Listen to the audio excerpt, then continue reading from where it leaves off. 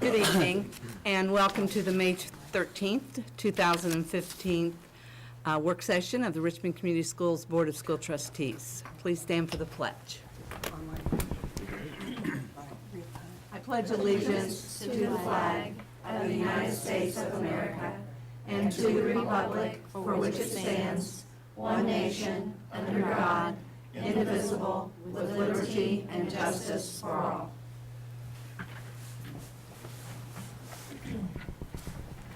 Thank you.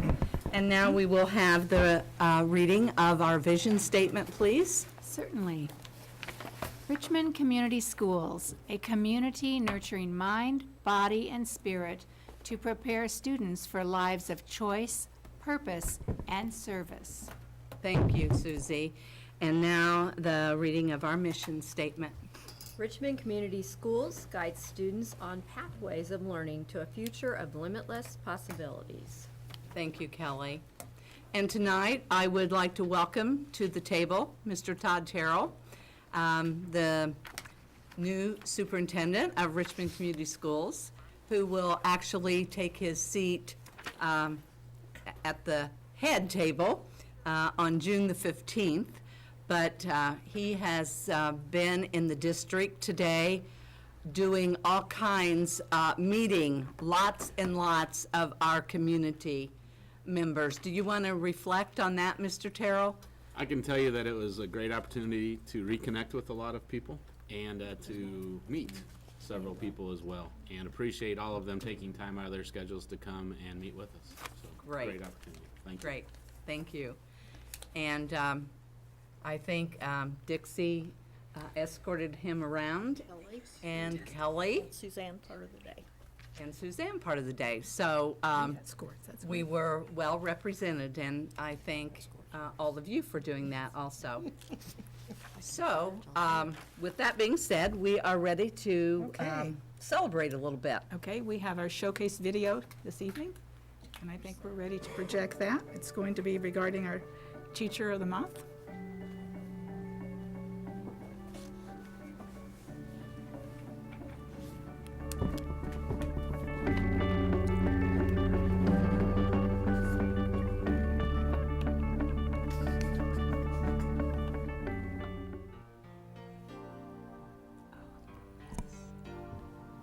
As the daughter of a speech and hearing pathologist, it's my honor to nominate Carrie Williams as our REA Teacher of the Month.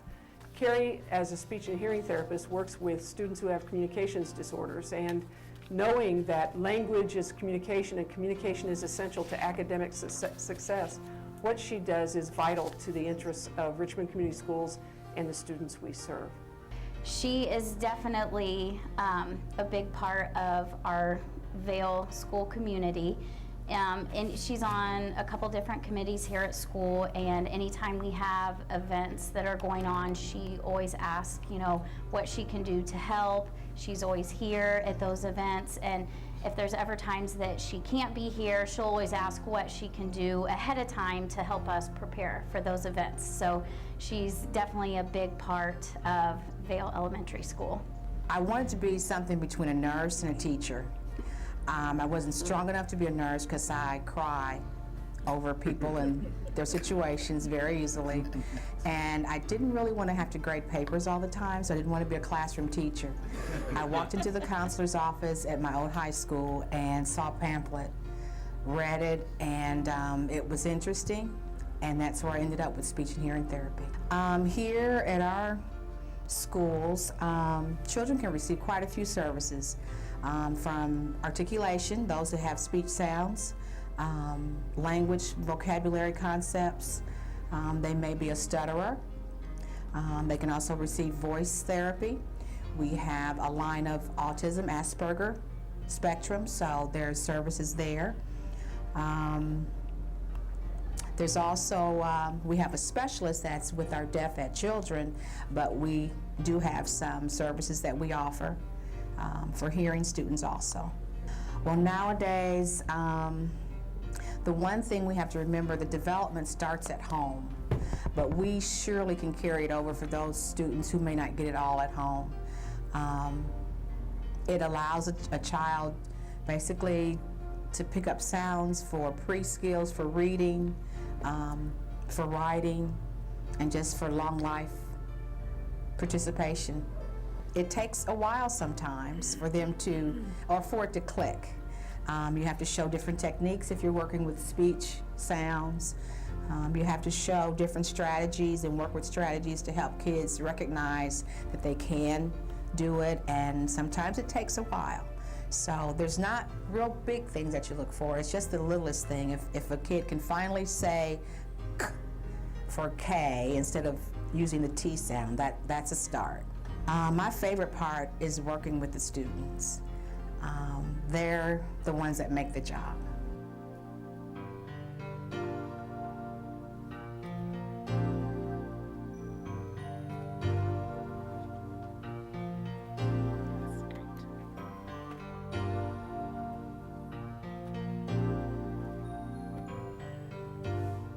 Gives me a great deal of pride. As I said, I am the daughter of a speech and hearing pathologist, and I, growing up, witnessed firsthand the damage that communication disorders can have on a person's self-esteem and self-worth. And I got to witness, some of my father's success stories. And in fact, there's a gentleman now, I was going to say a young man, he was a boy at the time, but calls me every holiday because, he just wants to reconnect with someone that he knew that was related to my father. And I think I've shared with many of you that my father's had a stroke, so he can't communicate. So I've become the communication and the touchstone for him, which tells me he is in his 40s now, which, he wasn't that much younger than I am, but it tells me the impact that someone who works with these folks, that struggle with the different challenges that Carrie described in the video can have. And when she used the term click, I know exactly what you're talking about because I've seen that moment, on some of my father's patients, and I know what it meant to him, so I can imagine what it means to you. So your service is really valued by Richmond Community Schools, and thank you very much. Thank you.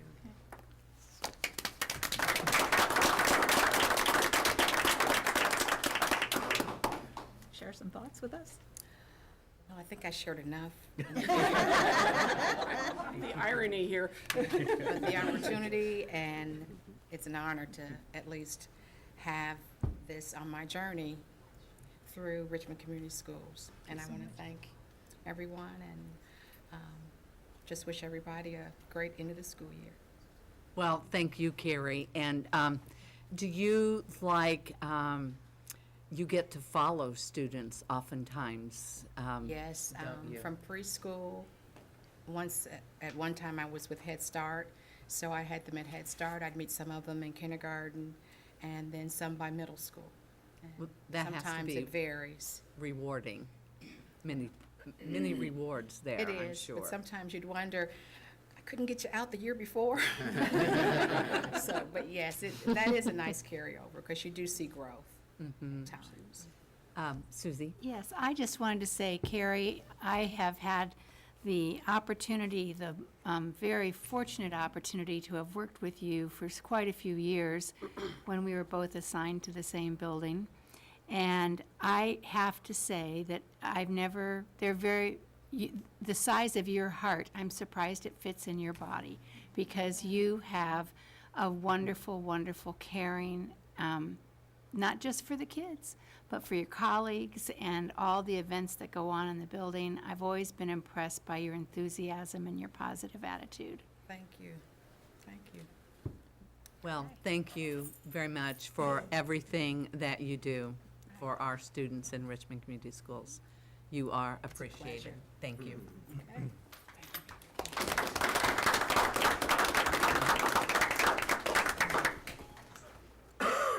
Okay, next, we have an early college thank you presentation.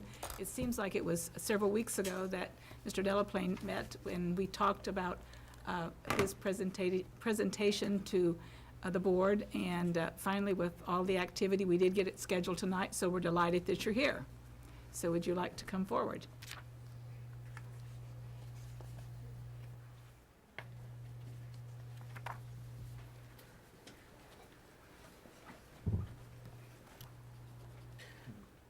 I'm going to have the privilege of introducing the Delaplane family. You know, one of the greatest blessings of being the early college coordinator is the fact that the relationship relationship with the families is so strong, and Jackie. this one started in the home, at the home visit. And ever since then, the Delaplanes, David, Anita, and Sarah, cohort 7, they have all been very, very close to the early college family and involved. And it was right before we connected David with Dr. Poindexter, he came to me and he said, I want to do something for the board. So this is from him, and I now let him share it with you. It's just not from me, it's from a lot of other parents.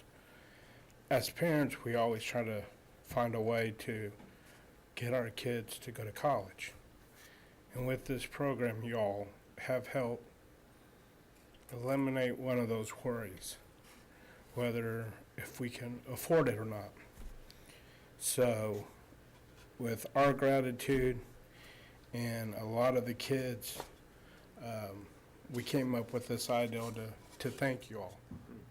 And it says as a call to high expectations, and it says with the gratitude to the Richmond School Board of Trustees, and it has their mottos: good college, good career, good life. And I'd like to give this to y'all as a way we can say thank you for eliminating one of those worries that we have to worry every day about our kids. So. Thank you so much. Wow. Thank you. We will have to find a very special place to hang that. Now, I understand that's your design, correct? Me and Miss Slichty got We got talked together. a little bit about it, but he's the artist. I only was in my brain. He wondered what might represent the tree of all the knowledge. We appreciate your artistry in doing this work. Thank you very much. Thank you.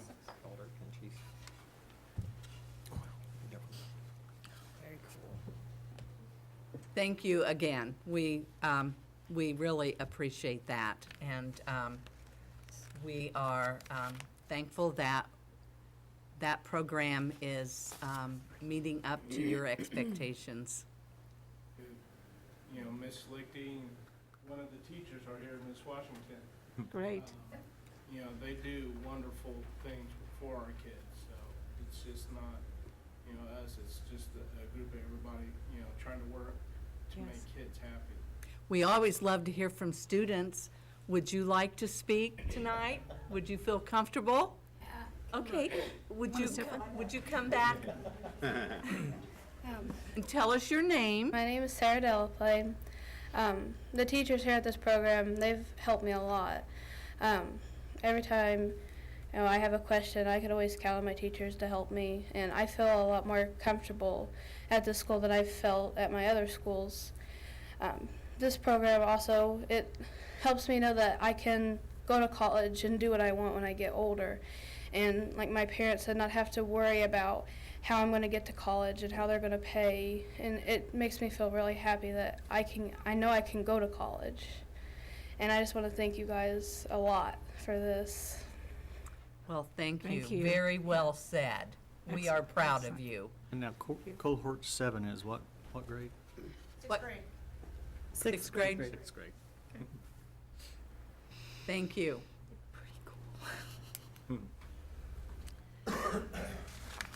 That's pretty cool. Now we're ready for our first public commentary of the evening. And we offer two, one at the beginning of our meeting and one at the end. And do we have anyone signed up? No. Do we have anyone from the audience wishing to speak? Okay. We will move on then to our consent items. Okay, we're ready to approve our minutes, field trips, and a human resource report.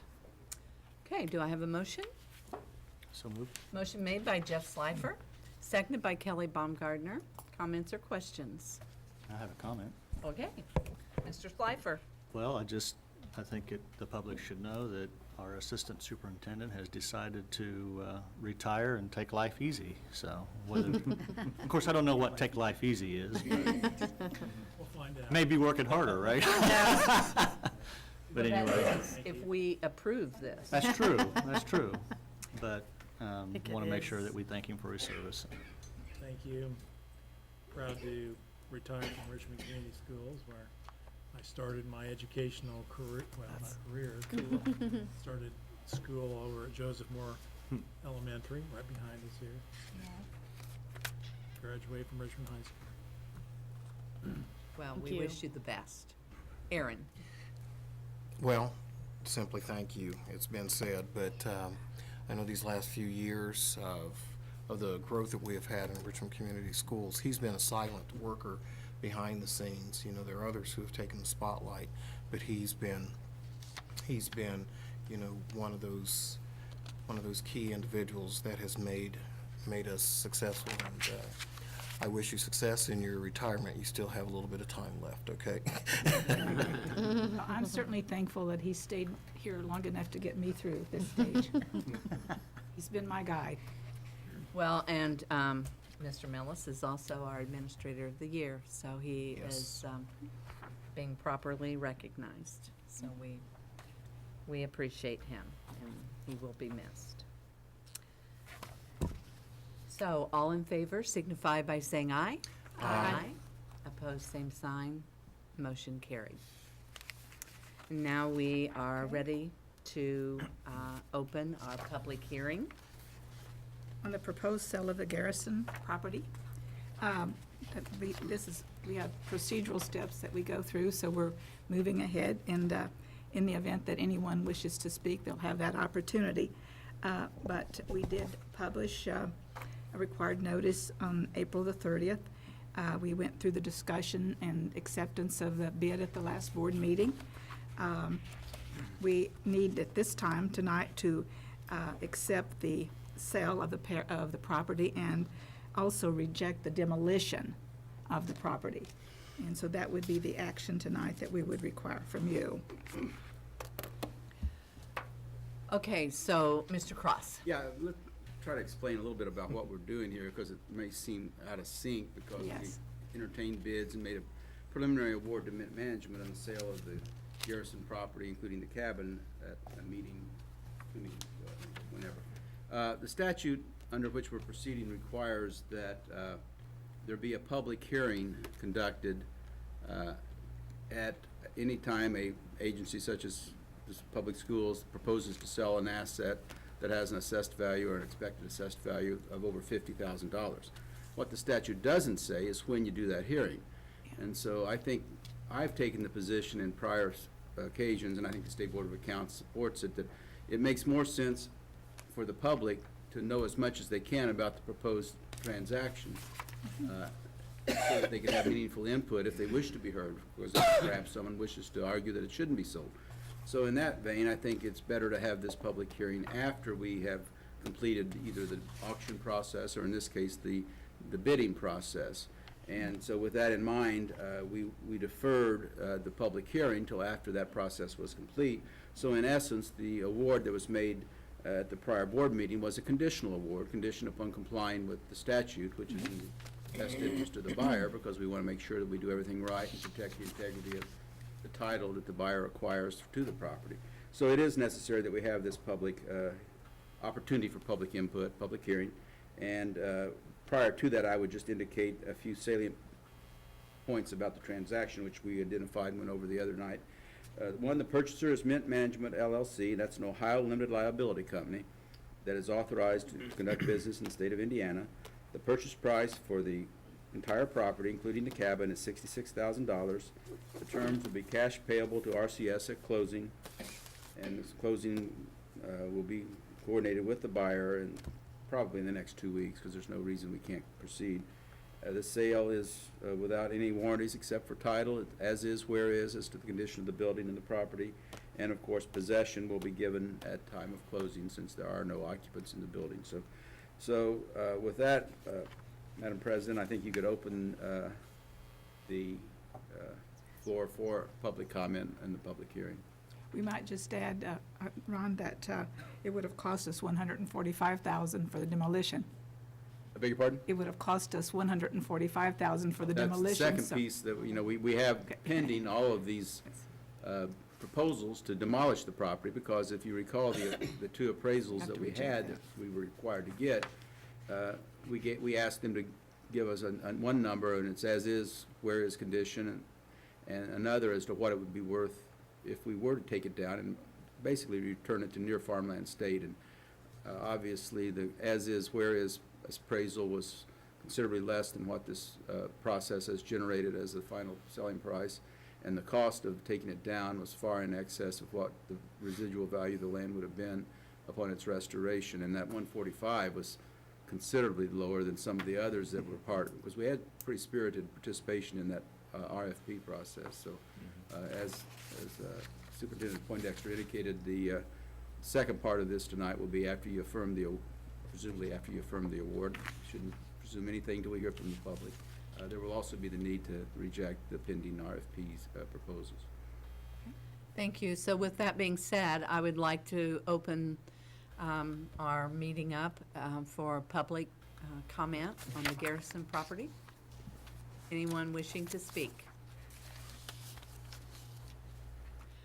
Seeing none, I will declare we are closed, and I need a motion to do that, please. Motion made by Jeff Slifer, seconded by Susie Hively. All in favor signify by saying aye. Aye. Opposed, same sign. Motion carried. The public hearing is now closed. And we are ready to move on to action items. We'll now do the rejection of the demolition as the next. Is that appropriate? Yeah, we need to, Let's we go actually ahead. need two formal actions now. We need Yes. a motion to confirm the award of the sale of the property to Mint Management LLC as was previously done on a tentative basis. We Okay. just did that one. No, okay. we have not. Okay. Yes, we Oh, will you do did. that now. Okay, that's If right. that is your recommendation. That is, right. But I'm saying, can we do them in one motion, or do we Do need in to? one and then do a second rejecting all of the RFP proposals for the reason being. that Okay. So we'll do the financially sale first. Okay, that's good, okay. So I need a motion. Motion made by Kelly Baumgartner, seconded by Susie Hively. Comments or questions? All in favor signify by saying aye. Aye. Opposed, same sign. Motion carried. Now we're ready for. Okay. We need a second motion. Second motion, that's. Now, this motion is for the Reject all demolition bids. rejection of All the bids. All the proposals for the demolition based upon the financial circumstances and the comparative benefits to the corporation of a sale versus demolition. And Okay, motion. I make that made- motion as said by Ron. What you said. We have to Rejection of we the have to demolition. set forth our reason when we reject all bids. That's exactly why we have him here. So motion made by Jeff Sliver, seconded by Suzanne Darengowski. Comments or questions? All in favor signify by saying aye. Aye. Opposed, same sign. Motion carried. Okay. Our next action item, and it's a little less complex, I believe, and that's the approval of the summer camps. And they're listed in your packet, but it includes, these again are coming from the high school, Miss Wolpe. So these are the summer camps for the swim team, wrestling, volleyball, football, soccer. Lots of activity. Okay, I need a motion for our camps. Motion made by Dixie Robinson, seconded by Aaron Stevens. Comments or questions? All in favor signify by saying aye. Aye. Opposed, same sign. Motion carried. Next, we move to updated policies, the first reading. Okay, I need a motion for motion made by Jeff Slifer, Second. seconded by Aaron Stevens. Comments or questions? I just have a question. So as the policies are being updated, are we also looking, is the policy committee looking at the administrative guidelines to ensure that they are also updated? We We actually have been discussing that, because really, we should really have the administrative guidelines go along with our policies. And one of the questions that we were going to kind of wait on was when Todd actually took his seat, I think we need to modify our policy committee a little bit, because I think we need to make sure that we include the administrative guidelines at the same time. So I'd like to have the input of the incoming superintendent of what's the best way to do that. I think that's a discussion we need to have. And one of the things, Jeff, I've just noted, and I think we've got to be sure that we go back in our old policies at the time and see what guidelines we have there. You know, I just Right. discovered this week that in trying to rewrite a policy that we'd struggled with a bit, had we pulled out the old policy and looked at that, it would have been really helpful. And so probably same thing as, you know, pulling out the guidelines each time and pulling out those old policies. Mhm. Well, and some of that should be done by Neola. I mean, I think we have some questions that we need to ask Neola about as Right. well. Yes. I don't think, though, and I could be wrong about this, but I don't think that Neola provides guidelines as much as, do they, or am I mistaken? They provide guidelines. I mean, whether we select them or They provide not, policy suggestions. and guideline suggestions They as now well. provide guidelines. Okay, then that's- Sometimes they may not fit the situation. but they Because of do. the district. Just as a point of clarification, I would like to make sure the board understands the distinction between policy and administrative guidelines. Yes. Right. And the gentleman on my right will be charged with the responsibility of implementing board policy. So it's a little bit like in the construction industry where you award a contract, the contractor has to build the building according to the specs, but how the contractor does it, the means and methods are left to the contractor. That's right. Likewise, in this situation, while I'm sure it would be collaborative, but the ultimate responsibility for implementing board policy is that of the administration. So Yeah. I would not bristle, but I would just take issue with the notion that the board has to approve administrative guidelines as much as the fact that I think there needs to be meaningful communication at all levels in development of the policy in the first instance, knowing what the administrative implications will be for your policy and problems in implementation, as well as how the administration tends to implement significant policies. Obviously, it's a Yeah, matter of and that you're correct, and that's what we've always assumed in the places where I have worked, and they're often actually kept in different binders, in fact, so that you don't get confused about what has to go before the board and what does not. exactly. So there often is. Yeah, and I Well, agree. the reason, Well, I was just going to say, I think, I know Kelly and I, which is on the committee, we agree with that. We don't want to approve the ministry, I'm not trying to say that at all, but we do want to make sure that they're interpreted similarly to how the policy was created. So, and we're going to be talking about transportation policy tonight, and so we don't have administrative guidelines to go along with all of our policies. And so that's why I brought it up, because we do need to, as we're having our discussion, we do need to see how the administration plans to enforce the policies. And so, anyway, we just want to make sure that we're going along with this process the way we need to. So, all those in favor signify by saying aye. Aye. Opposed, same sign. Motion carried. Okay, next on your agenda is the request for proposals for mental health services. The services, as we're talking about tonight, started with the Safe Schools and Healthy School Grant. And basically, our services that we remember through CIS, Centerstone.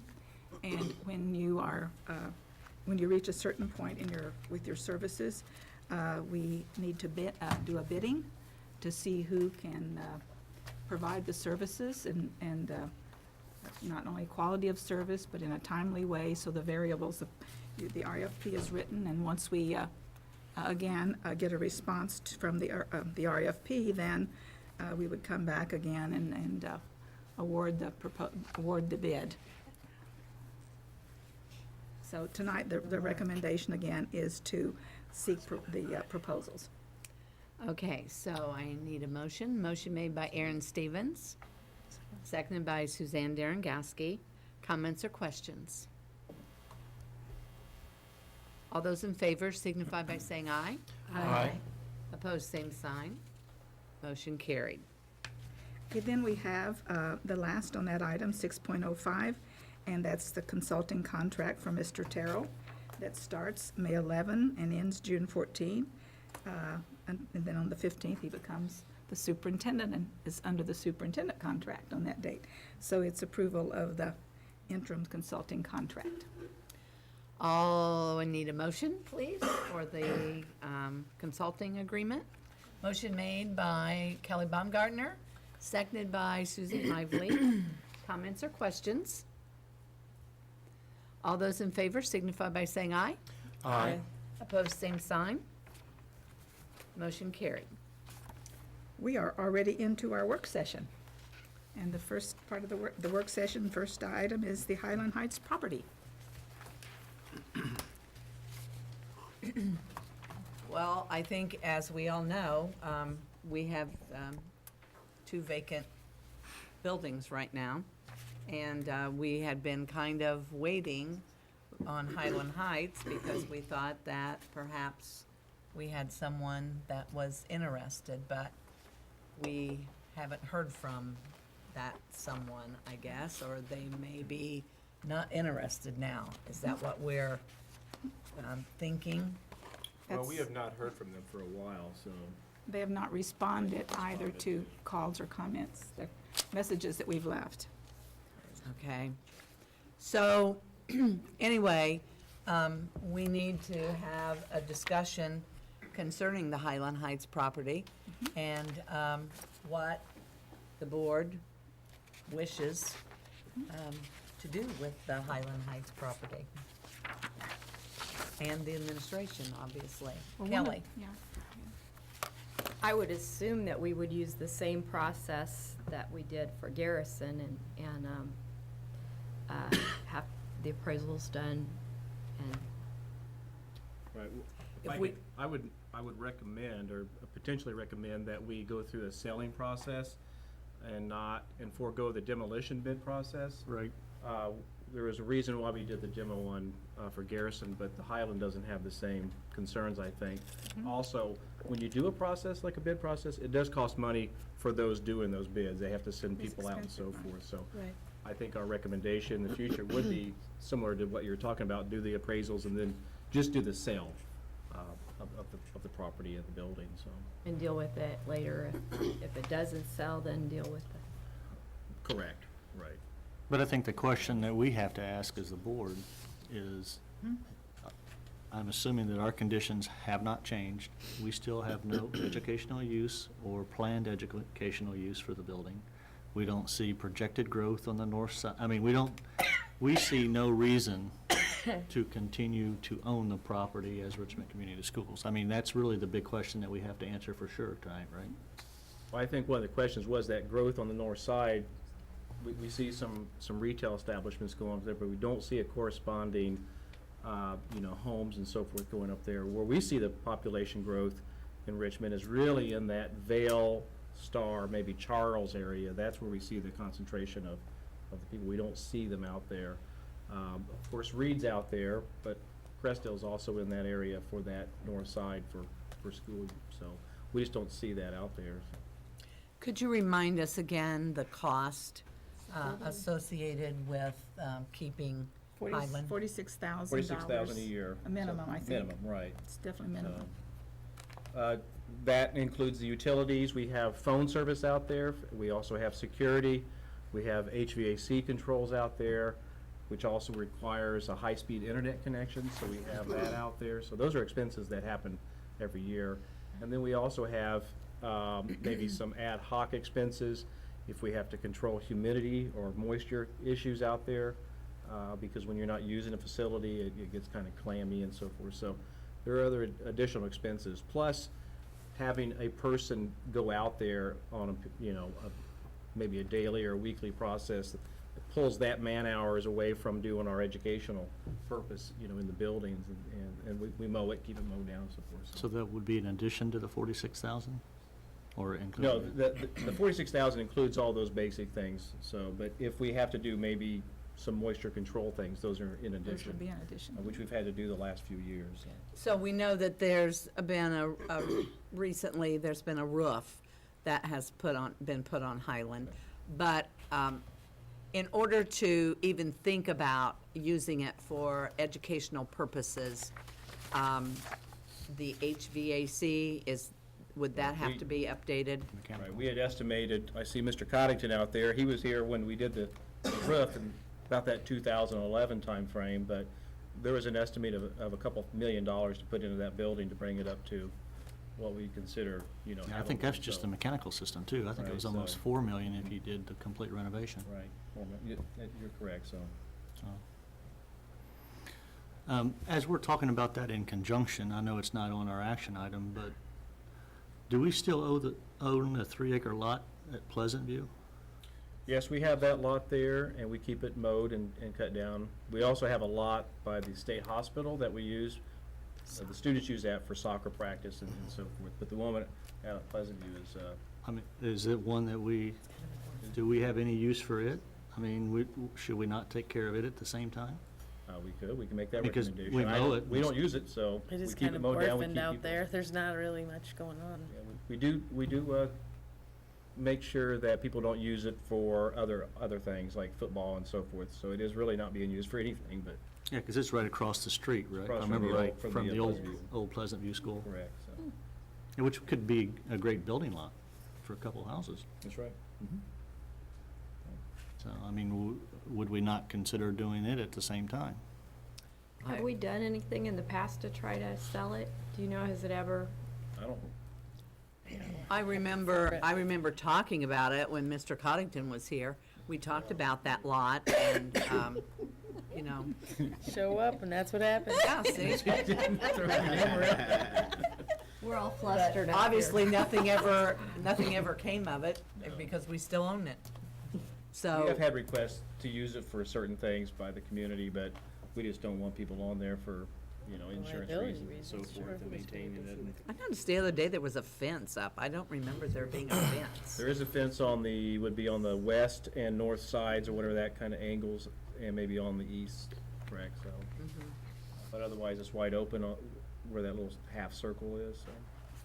But yes, that'd be a great, this would be a good opportunity to sell it as well, I think. so. Well, I mean, we haven't missed a property or used it in the last 10 years, so. Yeah, that's right. That's right. Yeah. So, and So when you bring the recommendation, that could be included in Sure. that That'd be- recommendation. yes. Any other comments from board members? So, do I hear a consensus that we do want to move forward with putting that building and that land on the market? Or we're going to move forward with the appraisal and going through the process? Well, the only question would it behoove us to send a letter to the interested party and tell them that if we don't hear from them in 7 to 10 days, that we're going to proceed and move forward with, this is what we're going to do? I mean, would that, or have we given them Well, enough would they time? still have time to, Sure, they could have time to respond. They could also be Respond as a anyone buyer, else. a potential buyer of the property. Sure. Because the situation we're Been a looking buyer at is anyway. more of a lease or an opportunity where we still own the property and then they would use it, and so. I was just trying to make sure that, Right. you know, if they decided all of a sudden that they were interested, I wanted to save the cost of the appraisals is all. I think it would be appropriate to send them a letter. We can do that. That's not a problem at all. We can do that. That way, we have done our due diligence, I Right. think, and You know, give them a short time frame, a week or so, you know. We'll do that. okay, everybody okay with that? Yes. All right, we're ready to move on to our, Transportation is the next on the agenda, policies. okay.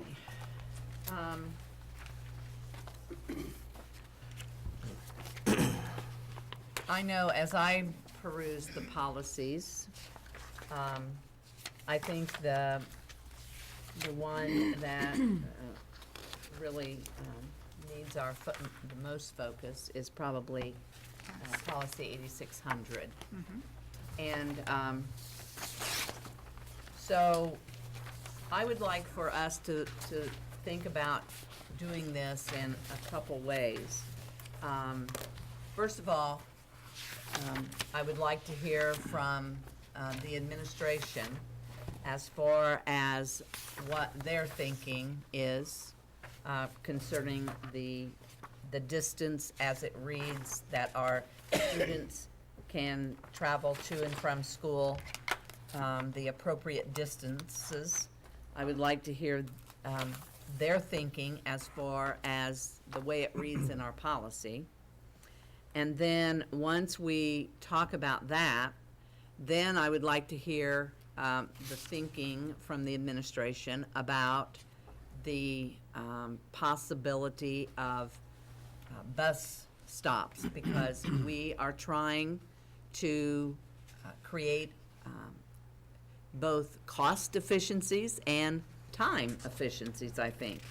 And so those are the two things I think that we really need to be considering as we move forward with our transportation conversation. So, Dr. Poindexter, I don't know whether you want to talk about the distance or whether you want Mr. Tidrow to, but however you want to do that. But, you know, we've certainly had some discussion, but we hadn't come to the point of actually being ready to make recommendations. I would assume that Mr. Tidrow has more information, certainly, than I would have on this, so you could begin the discussion, if you'd like, as to your thinking as to whether or not the distances that we have here seem appropriate. Any thoughts? Mr. Millis, anyone that wants to make comments?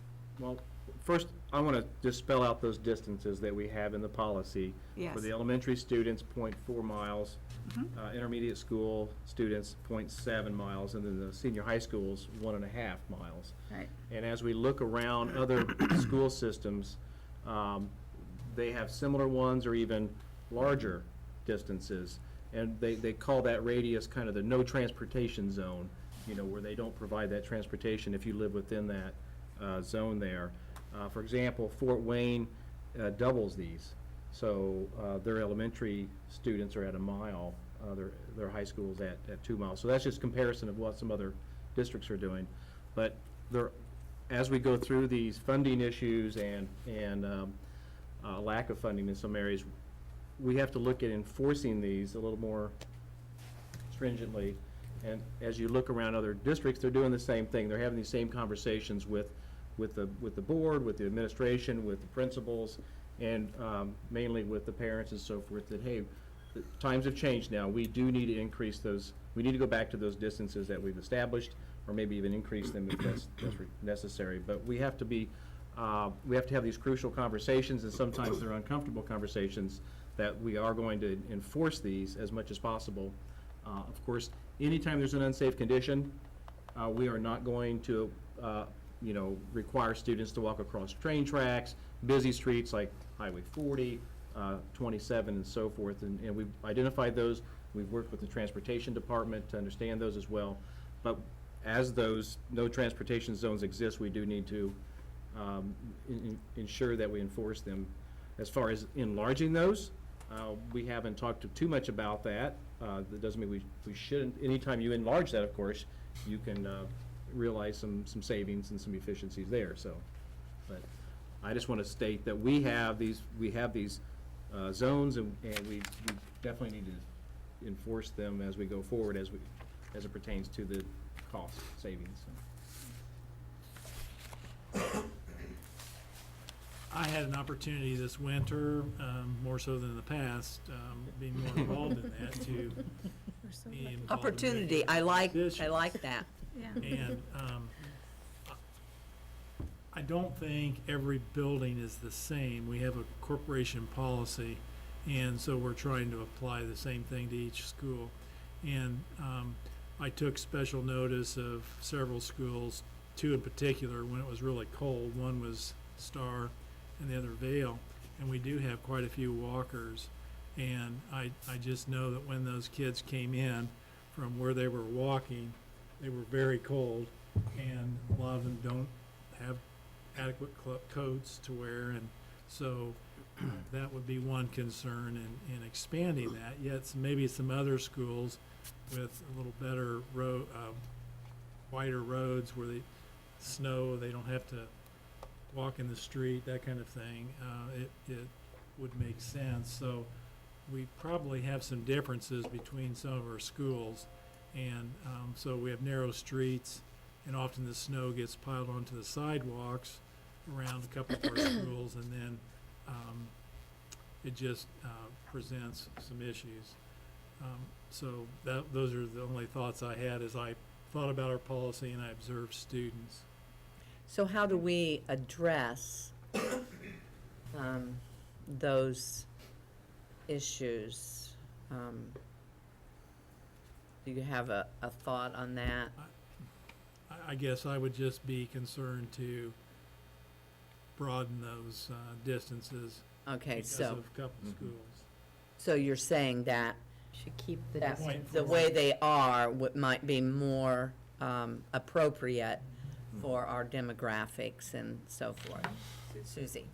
I just know from past experience, teaching and working in schools in the center of town, that when you make a plea to parents and the community around the school to please help keep the snow off the sidewalks, to help the kids get to school safely, I was very impressed with the willingness of the community to work with the schools. And I think if we speak up and let people know, this is really critical. And, you know, we have kids walking to school in tennis shoes in wintertime. They don't all have fancy boots and everything. So it's really important that the community be reminded to work with us. And I feel like we've been very fortunate in the support of our community in many ways. And this is one more way that we can ask them to step up. Maybe through neighborhood associations and so forth, we can We can work get on that word out to all of our existing neighborhood associations too. Well, and Dixie? there's in some areas, like I know, like going to test, the Main Street area, when they clear They the plow it, Main Street, Yeah. even an adult couldn't clean off those sidewalks. It's Yeah. impossible. It just piles And up. so people who are walking to work and kids who are walking to school do wind up in the street on those days, so, unless Yeah, they it's not a go safe back street through to the end up in. alleys. And we've been really fortunate in that because of the time change as it is, by the time the students are walking to school, a lot of times, Test in particular, down Main Street, it's still relatively dark outside. Elementary for sure. And we've been so fortunate that the darkness, and you can be blinded by that snow, especially if you're heading east on Main Street, not to see someone. So, yes, through the communication to the public, we've got to be ever more diligent and vigilant in regards to bringing that awareness about during those times of the year, so. Perhaps too, with some city ordinances that could help us out. For example, in my area, you will be cited if you do not clean your sidewalks, you know, so. Or just go through, through city government, because we do have existing ordinances in regards to that. Not only ordinances, but state laws too, so.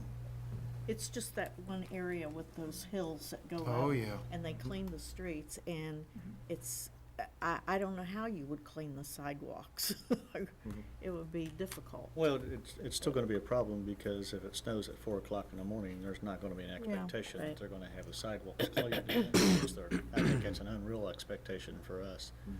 But I think the other thing that we should point out is this board policy has been, it's been adopted 2 years ago, but our practice is we're not doing this now. I think that is part of why we're having the discussion. That is true. So I think at the elementary, I think you said .2. Point 2, point 4. So, and the .4 is for both the middle school and the high school? That's correct. So, I guess I'm saying The only reason I'm bringing that up is maybe in some cases we can be in the middle of that as well. But I also think, Well, go ahead. Well, but I think that is what makes it wishy-washy, when I think that we have to give our Director of Transportation something to enforce. and I understand that, but what I'm saying is if we look at the high school and it's 1.5 miles, we may decide as a board, let's change the policy to 1 mile. Instead of the 4/10. And Instead of the that's easier 4/10. to enforce Right. than a 1.5. And I think, I only bring that up because of what we're currently doing and what our board policy has is our intent is let's enforce whatever we Well, but here's finalize. the other part of the high school. If you think about it, what we've said is we don't want them crossing busy streets. Well, within how far of the high school is National Road? So did we just say no high school student can cross National Road? Well, one of our main criteria, as we discussed as a board, was safety. So- Understood, but I'm just saying a mile, Yeah. you're gonna hit a busy road within a mile. So maybe all that's the why way it was a around, mile and a almost all half. the way around this. North and east. Well, I think what Betty brought up a few minutes ago, I'm sorry, Dr. Poindexter brought up a few minutes ago, was the fact that maybe to me, I see two differences. I see walking distance to a school, to me, should be different than walking distance to a bus stop. That was my next question. Because the if bus stop you're is gonna not walk to a addressed. bus stop and you impose that same distance, you're gonna walk to a bus stop to stand in the snow or rain for 5 or 10 minutes waiting on the bus. That's a whole lot different than being able to walk to someplace to get in out of the elements. Well, So, don't you think that we need to establish our walking distances? Then next, we will discuss the bus stops? well, right, but right now, I think we're using the same, I am making the assumption that we are using what we're currently doing, the .2 and the .4 for both the stops and the school. That is correct. Walk So, to stop as well as walk to You know, school. maybe part of what we'll do is create a policy, whether it's this one or modified or whatever, for the two different instances, but based off of each individual school. Because I think we could take each school and say, here's a no transportation zone. On one side, it may be .2 miles. The other side, it may be .6 miles because of the roads or the safety or whatever. And, you know, but this policy would be overarching, even though we may have a different district by each school. But you could do that through the guidelines, right? You could do the policy and then the guidelines Could mirror that. and that way, if it needed to be adjusted, you don't have to go back and change your policy, you just have to change your guidelines. Well, you create a walk zone. If you go to a policy and you say the walking zone is X for each level, and then you apply the hazardous roads that you already have set out, then you're gonna create a walk zone around each school that's probably going to be different for every school Right. because of what boundaries there are that you consider a road that you don't want crossed or where they have to cross. So your walk zone really will be different for every school depending on the landmarks, the roads that are around that school. Dennis, for example, has Northwest 5th. You probably are gonna say that you wanna create stops such that a student would not have to cross. Now, they choose to sometimes, but there would be buses available to the students who live on the other side of that street.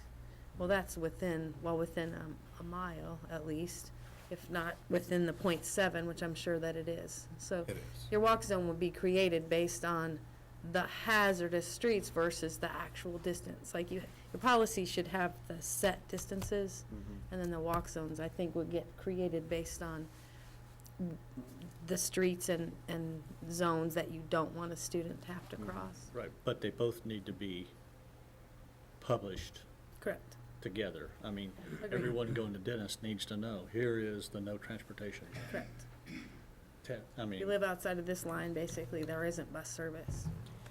So can we agree so that we can at least give the administration some ideas of what we're thinking so that they can bring us a recommendation, hopefully at the next meeting for this. So, so can we, should we be able to agree on what the elementary walking distance, the maximum walking distance would be? And Does that include pre-K and K? We don't bus pre-K. we don't bus That's a pre-K, special. but pre-K has to walk, obviously, or get a ride some way. Yeah, But we transport the special needs. Right. And those are, Pre-K. because of special needs, they're door-to-door That's stops. door-to-door for this pre-K special needs. So, and I noticed that our administrative guidelines do mention kindergarten somewhere as, Says the stops will be reasonably placed, effort will be made them close to their home, which is why I was gonna ask about, do we need to have a separate either guideline or policy regarding maximum walk to stop? Which was what Should Jeff that be was different saying. than walk zone, so? so we would want the administration to write the policy in such a way that, that they speak of the walk zones, the distance of the walk zones, and then another part that would be the stops. Walk to Walk stop. to stop. And that might Walk be to a stops. guideline versus a, part of the policy. That might be entered. Okay, so what should be part of our policy?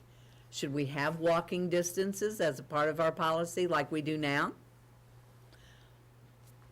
Or should it just be part of the guidelines? Perhaps it could be stated the way that you did with the targets and caps, where the superintendent would provide those to you every year in the form of administrative guidelines. So we did the targets and caps. I think we're opening ourselves up to trouble if we don't have a policy that designates walking distance. I think then it becomes too subjective. I think if we create a no transportation zone, then that's something that we can't argue about. I think the discussion then becomes the walking distance to a bus stop.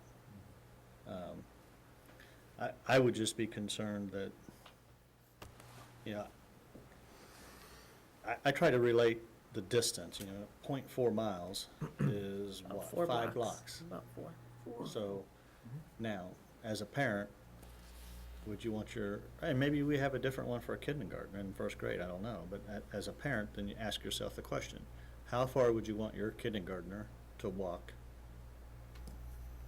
by themselves? Now, I wouldn't let my kindergartner Right. walk by Most themselves, don't. but still.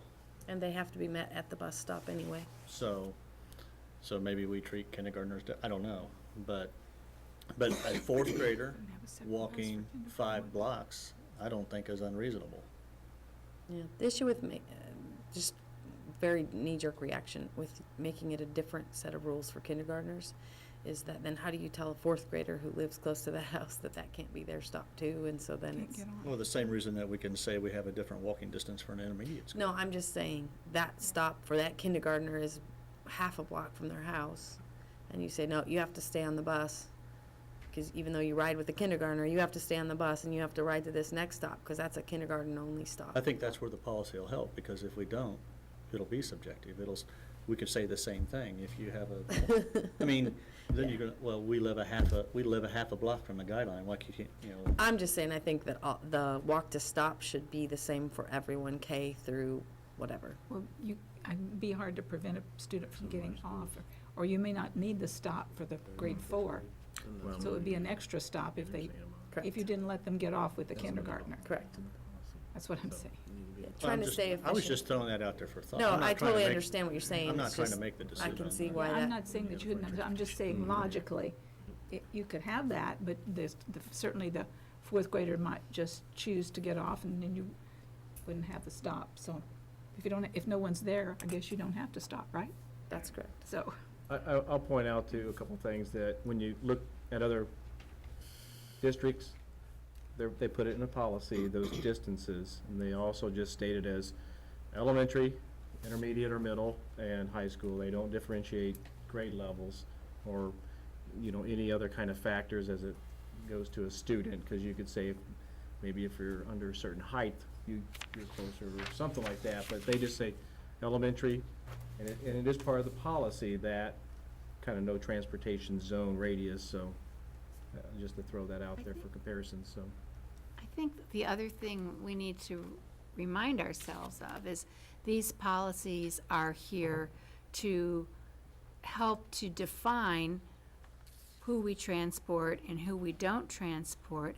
And it's up to the families then to deal with those policies and make choices and decisions that are going to be safe and in the best interest of their children. We can't do that for them. They each have a responsibility to do that for their own children. Because even if we provide transportation outside that zone, we don't require that they ride the bus. We have kids now walking maybe 5 miles, maybe to the high school and so forth, over some trafficked areas that maybe, like 40 and so forth. So we don't require them, and so they made that choice as a parent.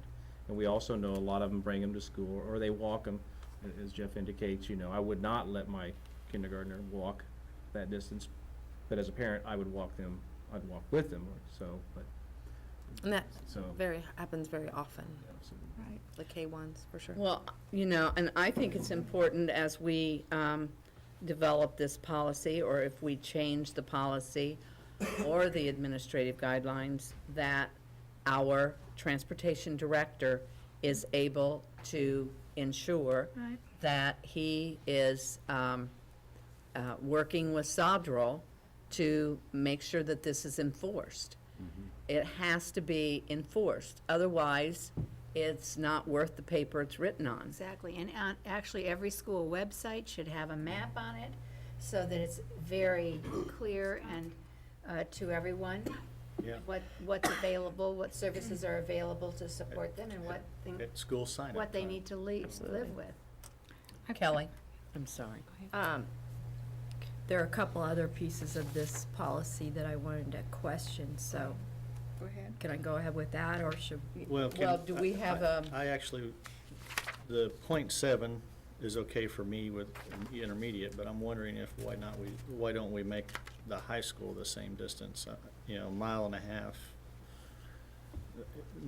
may be, Yeah, I guess I was just kind of thinking what I seem to be hearing here is that 1.5 miles is probably a bit more than we can expect right. in the wintertime for our high school. Especially since we're already gonna limit that by Right. 40, and so I guess my thought would be is maybe we would shorten the walking distance for the high school.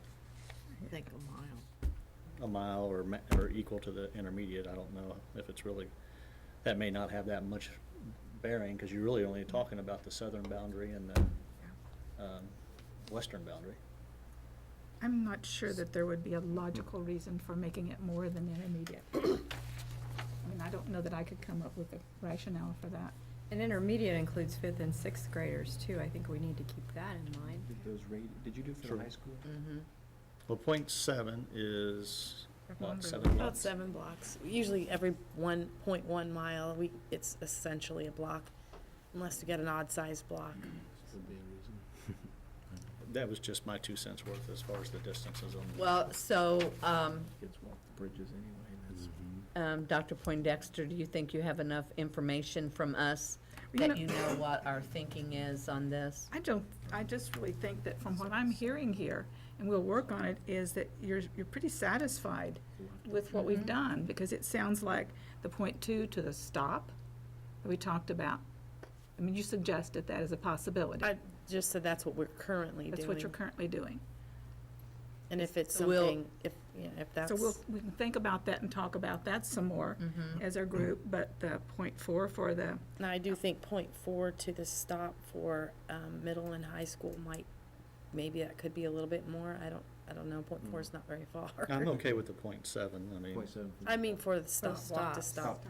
Oh. If you were to go. Where do we have the Let's get the guidelines for walking this? done Oh, okay. first, and I then thought we we'll just go to crossed the over that stops. way. Sorry. And which would mean then we would also have to change D, so whatever that distance is that we max out, we would Right. change that 1.5 to max that. Okay, so is everybody good with that? Yep.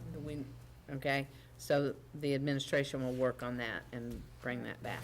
Now Kelly, go to your, Okay, these are just questions on F. The board shall provide transportation to non-public school students with the legal settlement in the corporation when seats are available on a bus on an existing route. Do we do that? Yes, that's required by That's required. I Indiana don't- code. So we provide to, Richmond Academy is an example. Seton, If they are, they there's take a advantage seat. of it? if there's a seat, yes, they do. And if they're on a route, And they have to be on the bus, yeah. they have to be on a bus route. Okay, and then, G, parents of students given permission to attend a school not in their home attendance area must provide their child's transportation to the new school. Yeah, I had that highlighted as well. Okay, because we have said we're not gonna do that, so. we either need to stick with this, which I think is I think what it's we need fair. to do. But, I mean, we need to stick with this, because we haven't been Well, doing that, and that's not. The We don't- second part of that paragraph does give an out. That's my question, is the out. Because parents of students given permission to attend a school not in their home attendance, which we understand there are some cases of emergency that we've allowed ourselves, I guess, in other policy, right? we have, at this point, we are saying with our home neighborhoods, we are not permitting transfers. I'm not even sure if this Okay. should even exist. That's what I'm That's thinking. my question. I think it Oh. probably would confuse if Well, we leave there's it in two here. different Well, I issues think you in the need the one. first sentence. Well, That's the one I'm saying we shouldn't even have. no, that's the because- one would create a problem for us, because we now are saying that we have neighborhood schools. I think and the we're only not doing caveat would transfers. be our logos, our program schools that we have at Hibbert, but. I can other think than- of and Crestdale, another but other than that- exception would be a child who is in temporary foster care, for example, who That's actually it's addressed. in the best interest of the child that they continue to attend their home school. In the guidelines. The school they've been in, so. That's actually addressed in a different place. It's in the McKinney, guidelines, Bento, I it's- think. That's Yeah, I don't think it's policy. Yeah, that's actually Sorry, no. legislated, so, I mean, I don't Right. think it's, my question is, are we still going to cap a kid out of their home school? Are we gonna, if we reach a cap, We are, And we at this time, reassign them. at this time, we are not planning to reassign Suzanne. okay, We are not. We're because planning to that's keep where them we'll in their get neighborhood. into, No, we plan to keep them in their neighborhood schools. I think that's definitely an agreement among all of us. Well, and could you all address that, not in the policy, but in the guidelines? There is, it is addressed partially. I mean, it just needs to be rewritten, I think. Number 3, students will not be permitted to ride unassigned buses for any reason other than an emergency, except as approved by the, I mean, it's dealt with in 3, 4. The guidelines deal with it quite a bit, different instances. And guidelines also state students are not allowed to play their own radios or tape recorders. So when was last time that happened? What's a radio? What's radio? Tape recorder? well, I actually had that question on the guideline because is it possible that it should say without headphones? Sometimes it's really in the best interest of behavior to allow them to use their own personal devices.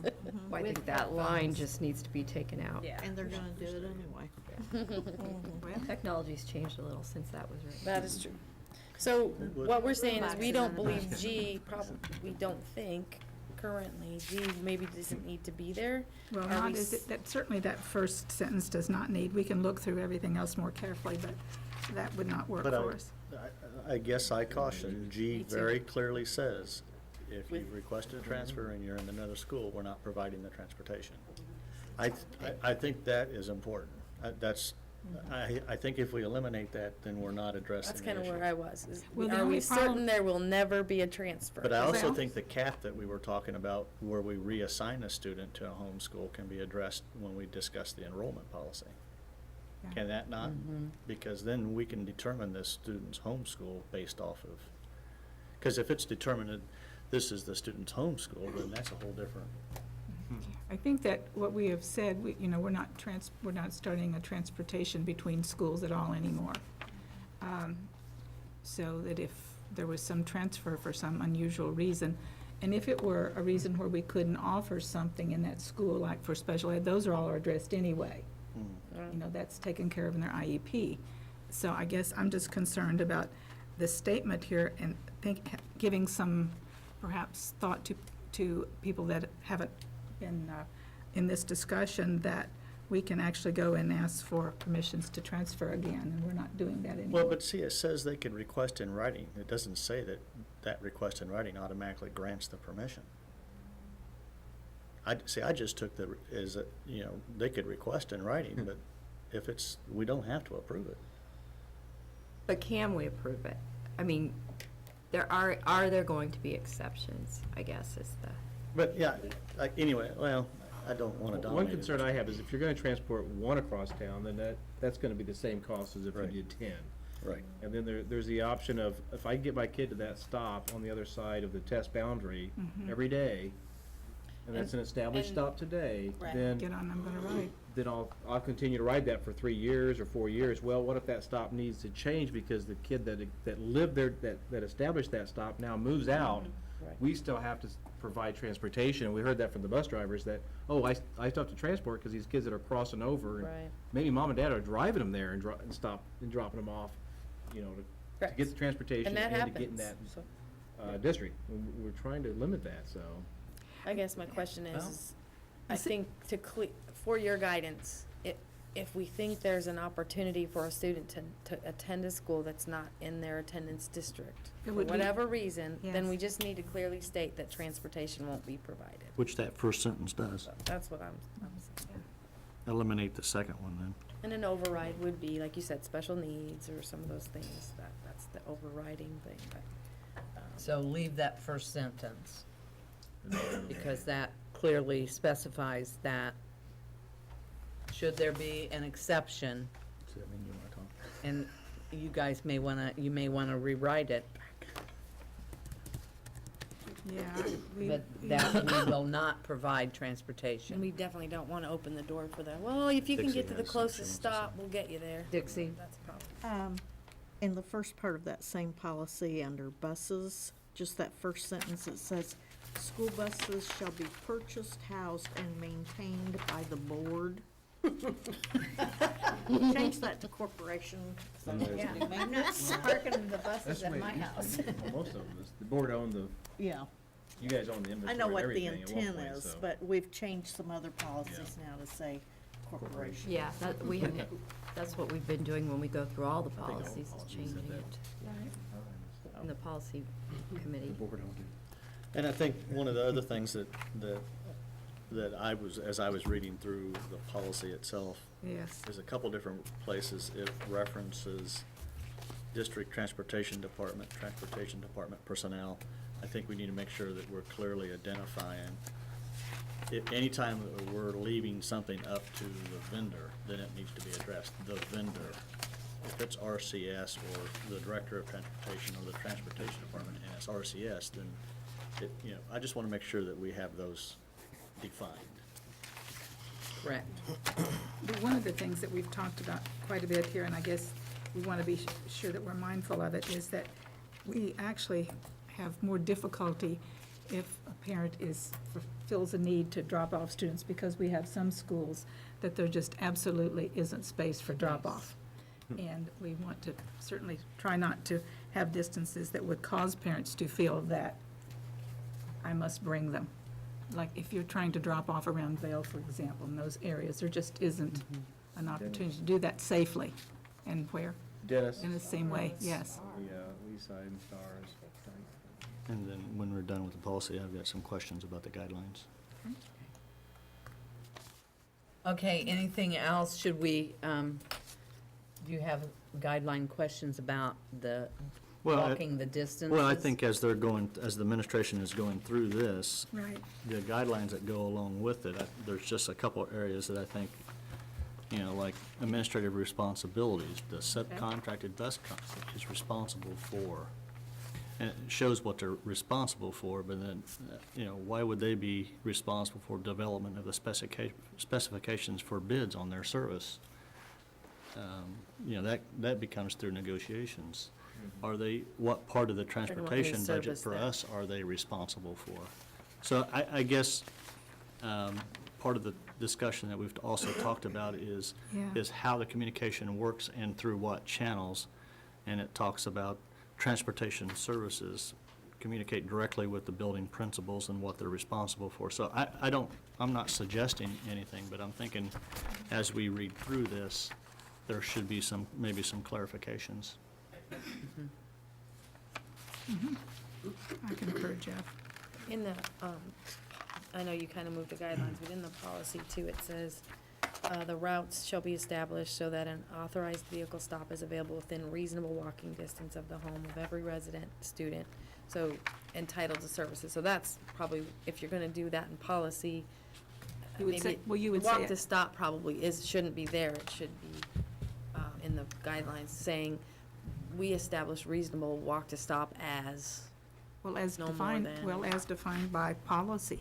You can also reference guidelines to policy, or you could put them, duplicate it, but So you could certainly reference it it to does policy. say that the stop is determined by the transportation department, and that those can be adjusted for eligibility based on safety and appropriateness of stop. So, again, I'm not sure where the walk to stop belongs, but it is addressed there as reasonable walking distance to stop. So we just need to decide. Well, if we've said it in policy, then we would reference this guideline back to policy, or we would restate it. Right. So are we looking at different distances for walk to stop? So, well, let's, Mr. Tidrow, could you talk to us a little bit about the bus stops right now? Sure, we have, What? you can think about bus stops in a couple of different ways. One is we have a bus stop where you might have one family member get on the bus, and that's considered a bus stop.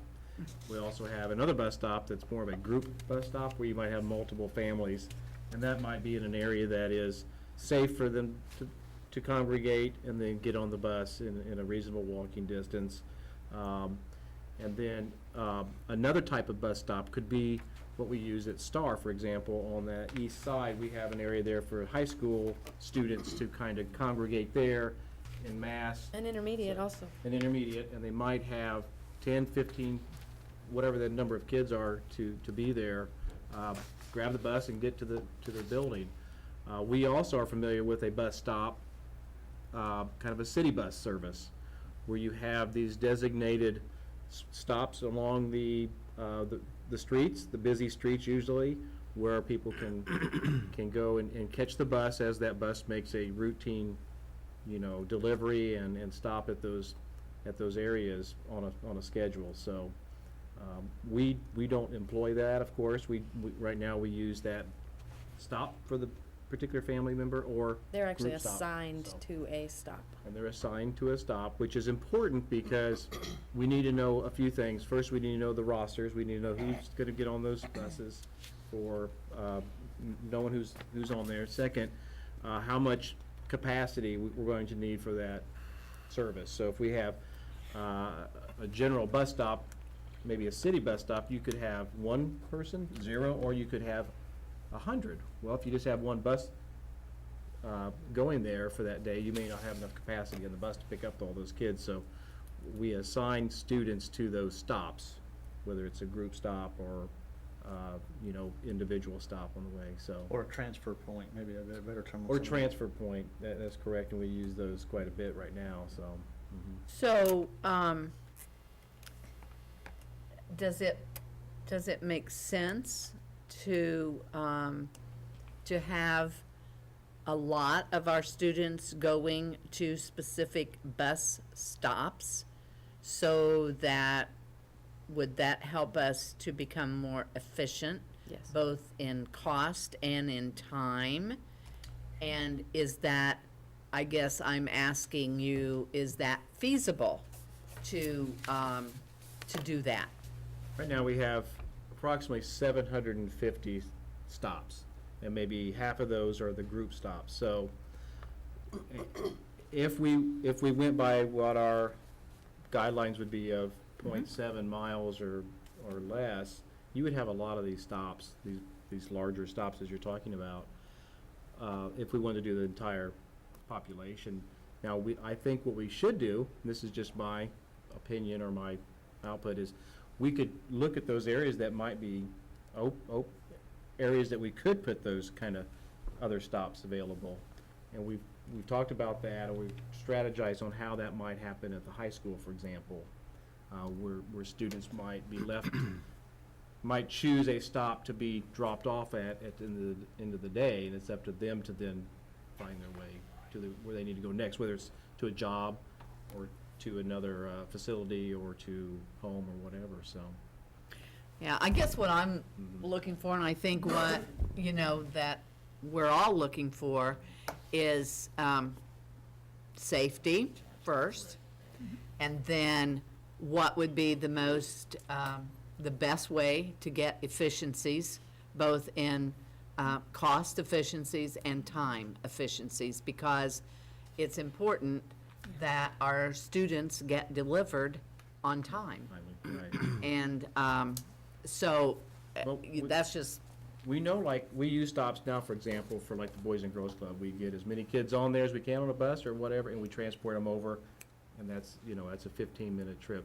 Deposit them, and your efficiency rating goes way up because, you only make one stop and you have all those kids on there. So anytime we can do that would be. so, I mean, I would think that looking at our neighborhoods, that we have some places where there are a good number of kids that could be dropped off, so, Suzanne? The routes currently are created based on distance. We have a guideline of an hour or less on the bus, and of course, capacity. And when we know where the kids are, then the stops are created based on the walk to stop distance.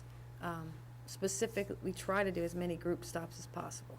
And so I think one of the drivers is out there that has several of those group stops, maybe in the Townsend Center neighborhood.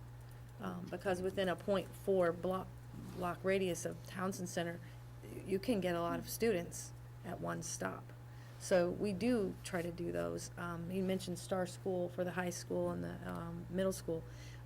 We probably pick up 10, 12 students at a time at some of those places where those stops are appropriate. And so we do already try to do that because you need to gain the efficiencies there, because you're going to lose those out in the country, in Boston and some other places where you have to drive a pretty long distance to pick up a student. And so we try to gain those, some of the apartment complexes. You can pick up large groups of students at one time. So there are a lot of those already in our routes right now, group stops. They're not necessarily a shelter. They're maybe a corner. I do know at one point at Garden City? Yeah, Garden City out on 27. At some point, there was a suggestion that there'd be a shelter out there, and I think our building and trades, actually, someone gave them the materials, and they built a little lean-to out there so that students could be in shelter while they were waiting. That's a group stop. That's a great We don't idea. we don't go out into that community. They all come out to the driveway.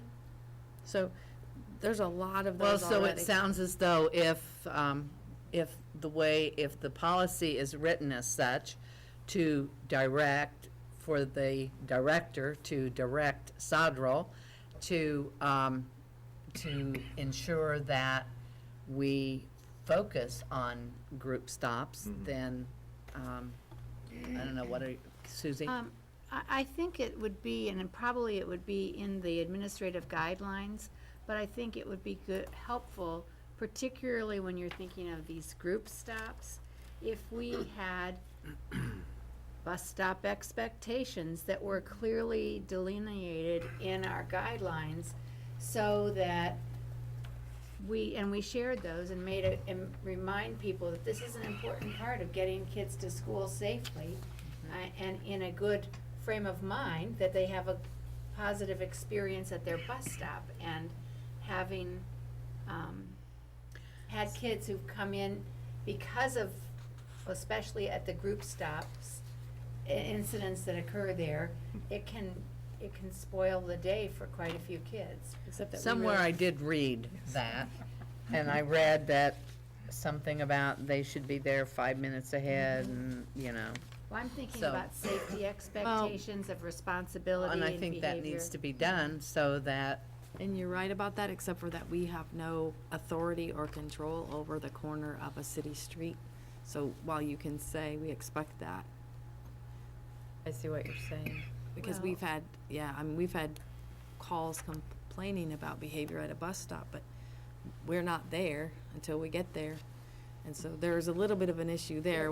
It is a gray area, but at the Can't we same still- time, It's not a If- gray area for educators. it's not a gray If they're on area their way for to the. school, we can address it. Exactly. I was gonna You've got to say- remember, transportation is a privilege, so if the behavior doesn't. Well, and it's rescinded occasionally when kids, Door to door. I mean, it is a That's right. privilege kids can lose, but. I think we need to be able to set those expectations. You can set them, it's just that you can't monitor it, you can't, there's no video to show what happened there.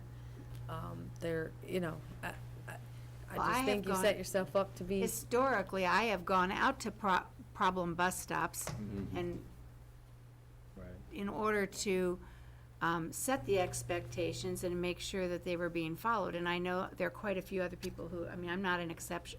It's something that happens typically, so. So it's with just the part of principal usually usually do that? So can, Dr. Poindexter, does that make sense for that to be part of, Guidelines. of the guidelines, so Yeah, that? It's the same kind of behavior that we already expect in our school at all times.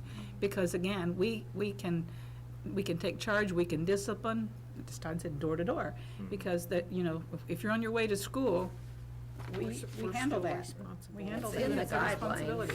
Their behavior is covered in the student handbook, so you don't Yes. need Yes. another Code. set of guidelines here. It's There- already it's already there. addressed. And it just needs, if there's an issue, we need to address it and Yeah. follow through in that Right. manner without setting another set. Yeah. Okay, Mr. Cross? Yeah, as a member of the Finance Committee, I'm not just shooting from the hip here, that some of these discussions obviously have taken place there. I think, again, we're kind of getting into the means and methods end of it, because we have to realize, one, we're dealing with a contracted service. It seems to me that issues such as bus stops, an issue that maybe hadn't been talked about a whole lot, but maximum ride time based upon age, these are issues that should be collaboratively worked by the administration and Sodrel. And I think the other piece of the matter, which we talked about at finances, this would be the type of thing I would think that the board would welcome in a periodic report. What is the average time? What is, where are we putting our stops? Are they appropriate?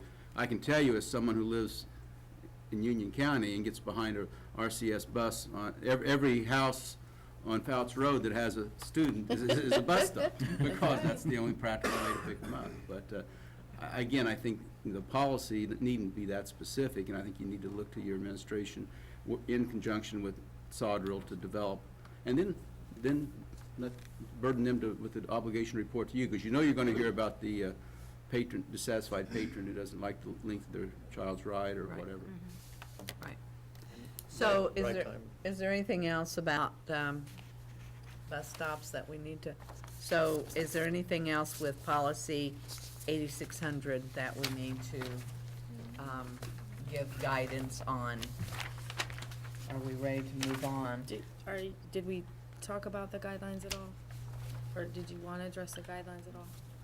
I think the No, guidelines are what we would work on. I think that's what the administration is. So if I have any suggestions about language, that I can just take care of that. I think, Between us. right, I think that's for that liaison. Okay, anything else on any of the policies, Dixie? These are, they're just questions. Okay, tell us which policy. 8606. 8606.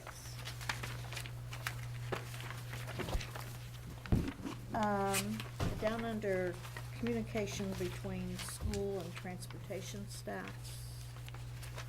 You there yet? I just had a question on the school staff will advise the transportation staff by memo or through the school secretary if a student has had a particularly difficult day and may require special attention on the bus. And when we're just saying staff, I'm wondering if that should be the principal or the principal's designee, so we don't have miscommunication between a whole lot of people. That's just a question. Well, and I had the next C. And then, On the same policy, you had, if you take C, that's the same thing. right, Contact between transportation staff and school staff. because you don't, I just had a question about that. And then on the next page, on stopping unacceptable behavior, when they talk about staff members using reasonable physical intervention, I question whether we have had any training required, or, because our teachers have to have CPI training. That's a question. Is that, so is that talking about riding on the bus that the staff member may use reasonable physical intervention? I think you're getting into a sticky situation Yes. with this one. I had concerns about that. And also with the special equipment use and operation, what kind of training? And that's just a question.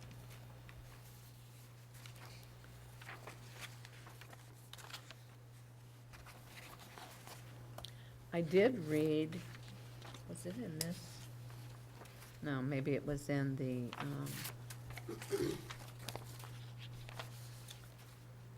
When it says a staff member, is that our staff member or a bus driver? well, it doesn't specify, and I doesn't think it specify. needs A bus to. driver is not a staff member for us, Right. so. Well, we don't have staff members on buses, unless they're special So needs. really, it needs to be, Not as a rule, we don't. okay, Because even the bus aides are employed by Sodrel. But it also, the heading for this is communication between school and transportation staff. So I would interpret that as Sodrel staff.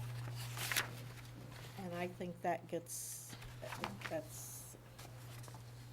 And so maybe we need to be a little clearer. And also, I'd like to point out that on this particular policy, 8606, there are no administrative guidelines Correct. that accompanied it. So, just for the administration's information. Well, and when they go back through, since we're on 8606, just at the bottom, after the first section, where it says A, B, and C, and it says she, he can also be helpful in incorporating behavior transportation goals into the IEPs. You know, she, he, who's that? Well, now, I read somewhere where the director of transportation may sit in on IEPs and case Supposed to sit in. conferences. They should be It's- involved with that. yeah. conference process. So I think that, that may help answer some of our questions about, I will say in practice, those conversations happen prior to the case conference, say with Mrs. Bergdahl, the director, so that when she's aware of a transportation need, she will contact my department and then also a Sodrel department with Suzanne or Mr. Thomas out there, so trying to get those things ironed out before they do go to the case conference, so. But I I think agree there should from be- the behavioral standpoint, that's really key. You're right. but we also talked about just behavior of general ed, that somebody needs to have the authority if they're out of control, that they cannot ride the bus, and parents should be called to transport them home. Yeah. So And that, however that you. does happen. I will say one thing that does about happen. there is, if a special ed student is suspended from the bus and that student does not get a ride to school, say the parent cannot transport or does not, that student is considered suspended from school. Yes. And as a special ed student, there are some parameters there. I think 10 suspensions is the maximum per Right, day. So exactly. we do have to watch that. And when those things happen, when those times happen, then there's coordination with the parent and so forth to let them know that they're no longer allowed to ride on the bus, and that you will have to get them to school, parents, so or they will be considered suspended. But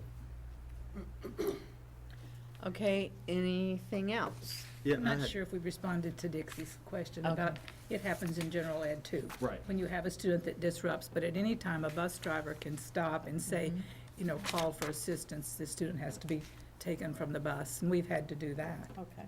So they can call and get that help.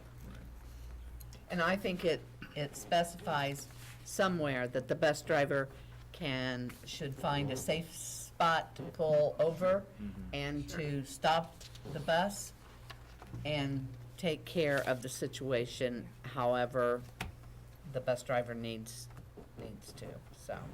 and those situations do occur, and they do that, so. Okay. Anything else? Yeah, actually, I've got a couple. Okay, 8660. okay. It's a one-line policy, but the guidelines that accompany that, the first sentence says, staff members should not transport students in a private vehicle except for an emergency. Then the second paragraph says they can transport them. And then so it kind of contradicts itself there. And then it goes down into the requirements of a certain level of insurance and all of that kind of stuff. So I guess I just want to make sure that since this is an administrative guideline, that we have a process in place to validate everything that we're saying that needs to take place is taking place.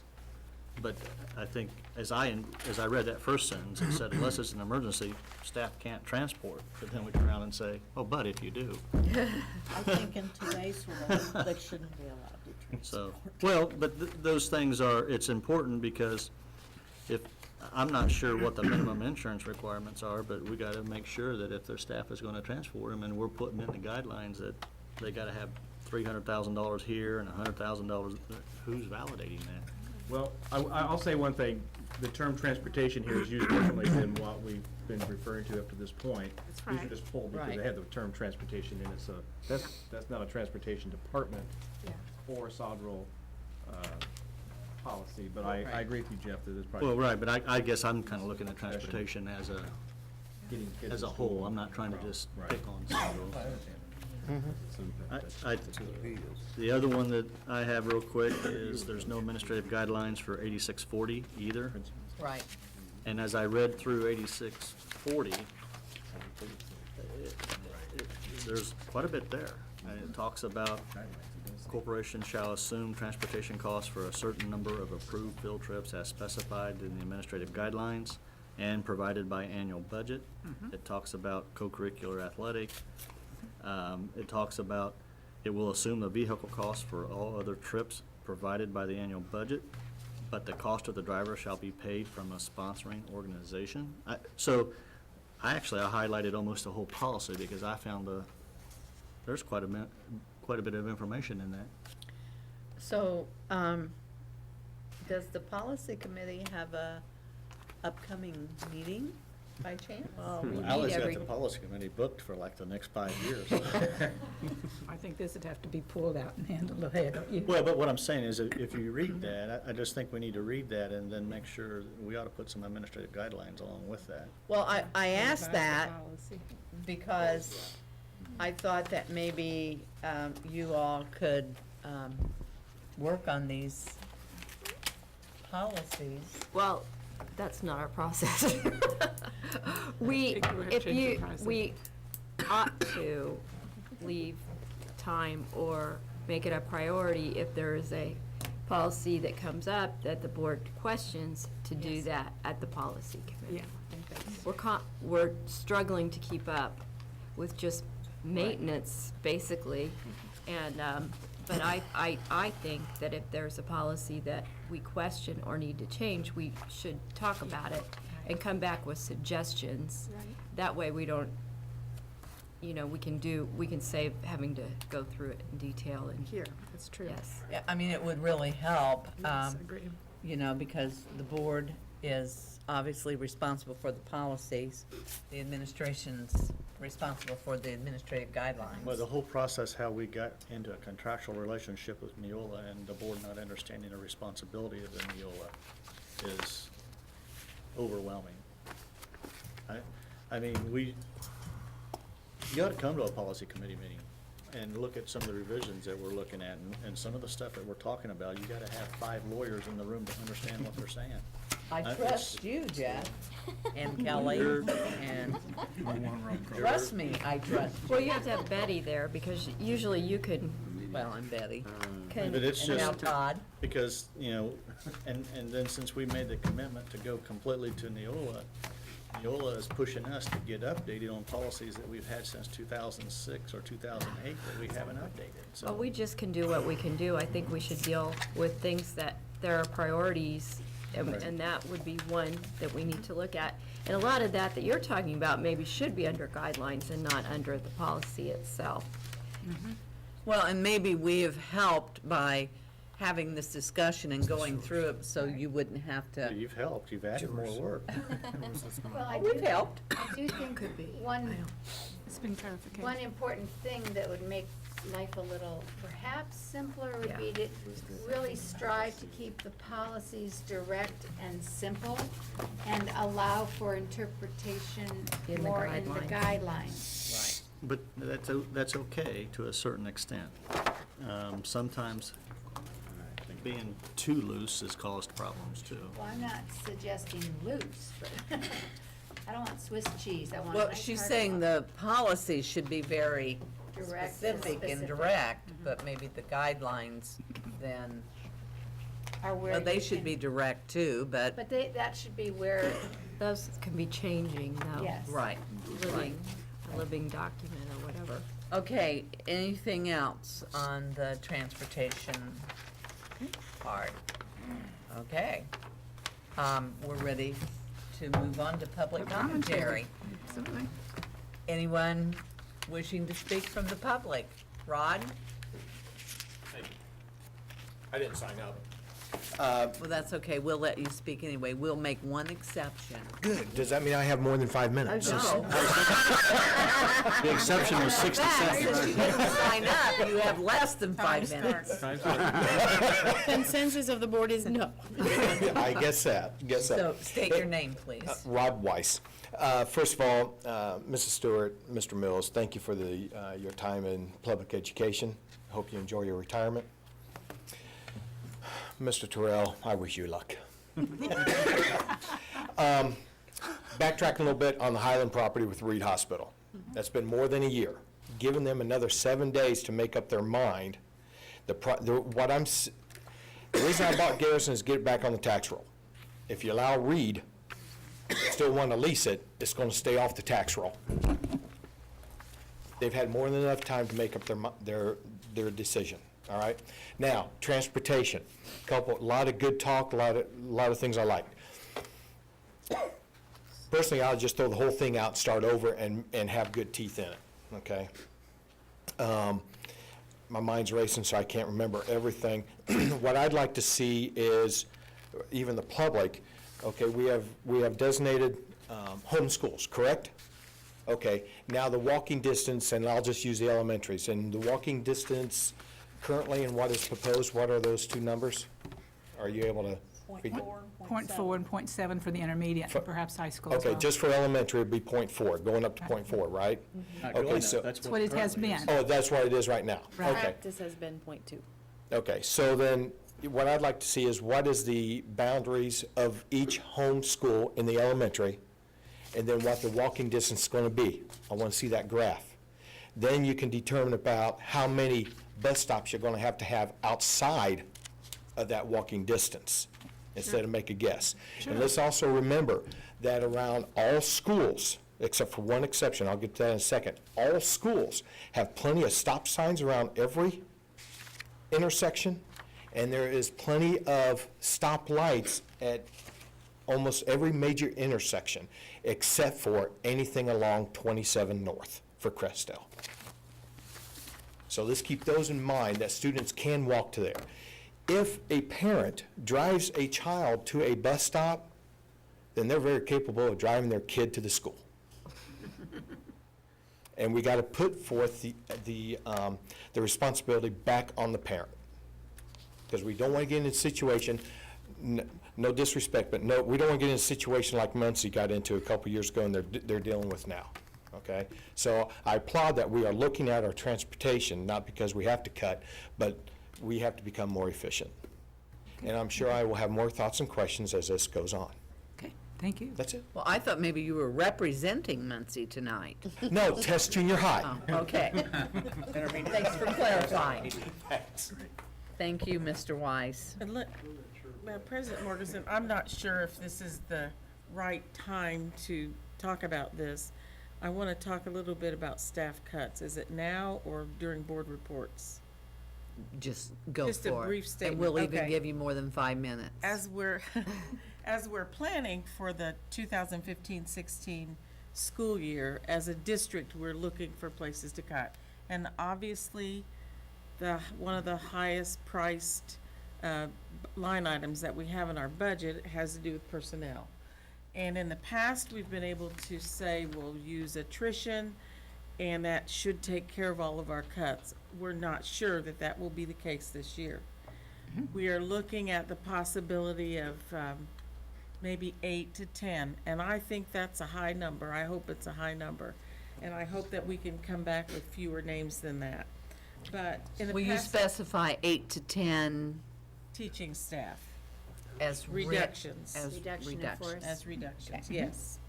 Past few years, we have been able to deal with it for the most part, but this will be an exception. And I just want you as a board to know that we have been and will continue to keep REA informed and you, and that we will handle this with the utmost sensitivity, because this is a difficult process. It is not something that any of us like to have to do, and that's deliver a letter that says, we'll have to cut your position. So just wanted to make sure that you knew that this evening. When do you think the letters would be delivered? We'll be working on them tomorrow, and we'll be probably deliver them next week.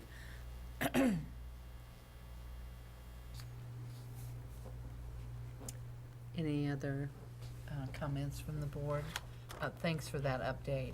I think that's important, and it is it's tough because we Well, don't it's like to easy- do this. It's easy to be concerned with a cut that affects, like, the cut that affects you, but it's important for everyone to understand that it's a much wider swath. I mean, when you have to come up with a certain number of dollars, it's not just going to be that one area, there's going to be several, so. Thank you. We appreciate that. And now we're ready for board reports, old business. Do you have anything? I don't have anything at all. Well, I do. Okay. So, Jeff, let's start with you giving report on our finance meeting yesterday. We had a finance meeting yesterday, and all but 2 board members were present, so we got completely through the existing Sodrel contract. The plan is, our next meeting, I think it's the 16th of June, but the plan is Karen and Ron Cross are working on an updated version of what we're going to try to negotiate with Sodrel, or try to put together a contract with complete with exhibits. If all of that stuff is prepared before June 16th, we may try to move the meeting up, but right now we just left the date June 16th. One of the discussions that we had yesterday was, okay, what do we do when this contract is prepared. And we talked about bringing the contract back to the Finance Committee to go through the contract and vet it before it goes to the board. I don't have a problem with the board being informed and having a copy of the contract as we go through the negotiations. We only have there's just, since Suzanne is actually part of the vendor in this case, then she would have to be excluded from seeing what we're putting together in the contract for the negotiation piece with Sodrel. So, and that just protects her as well as it protects us. So we've kind of given the direction for Karen and Ron to bring it back to the finance members. But if you prefer to have a copy of that, then I don't see any reason why we can't do that. Did anybody that was there yesterday have a different take on? So I think the goal is we want to go through the contract before it's presented to Sodrel. So it gives us some of the talking points that they could sit down and negotiate with Sodrel. And Sodrel may not be able to, they may come back and say, well, we can't do what we want to do, and then we'll have to decide where we go from there. But hopefully it doesn't work out that way. Well, I think one of the reasons for the contract to come back to the Finance Committee is because we have spent 2 meetings on going through the contract and making suggestions of alterations in the contract or specifics in the contracts and in the contract. But we haven't, obviously, we haven't seen how the new contract would be constructed. And so if you would prefer for us to have discussion, much like we did tonight, on the new contract rather than it going to the Finance Committee first, that's fine. But oftentimes in the Finance Committee, we have more time, and then we can, bring it to you as, and you still have an opportunity for input and questions and changes and so forth. So it's entirely up to how you would like for it to be handled. The goal is, though, they're working on, we really want all the addendums and all of the exhibits at least completed or an outline of what's going to be in those. Performance metrics, expectations and different things. Whereas if you go online now or you read the contract now, most of those are not complete. And I think it leaves areas it leaves us confused slightly. So that's what I think that's what they're working on now. And Karen made a comment that she thought it would take 2 to 3 weeks to get through that. So that's why we left the June 16th, just in case we need to. That gives her, 5 weeks. So that's my report. Subject to change. But any comments from board members? Well, one of the things that we need to have a conversation about is in our orientation process for our new superintendent, and in that transition, we felt it important to have a board retreat, and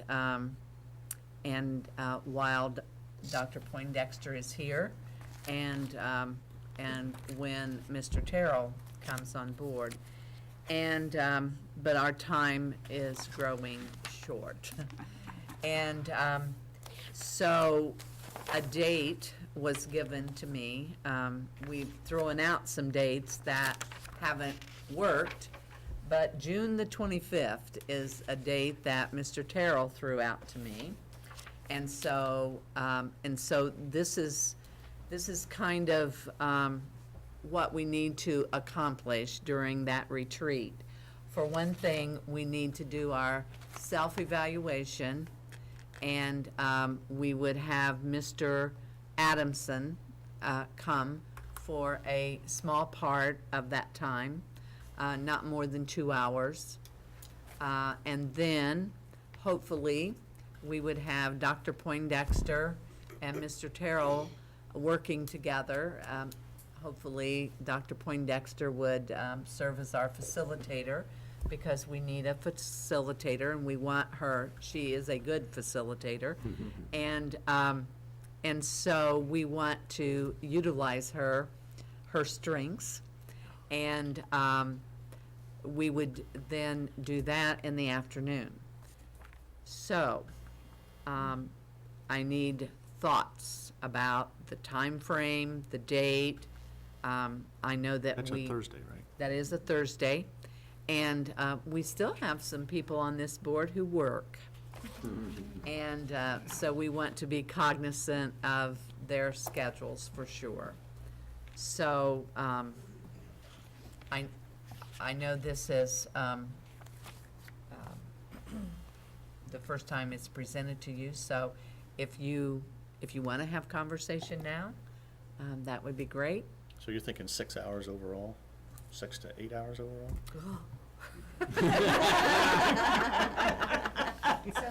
During the daytime is what I just want to throw that out there. The thought was Sounds more that, like not a retreat. that our people who are responsible during the day would be here at that time, being Mr. Terrell. And Just clarifying. yeah. And so if we could do Michael Adamson, you know, maybe begin at 10 o'clock and, Say 10 to 12 for our, yeah, something like that. And then we would have the afternoon to do what we need to do.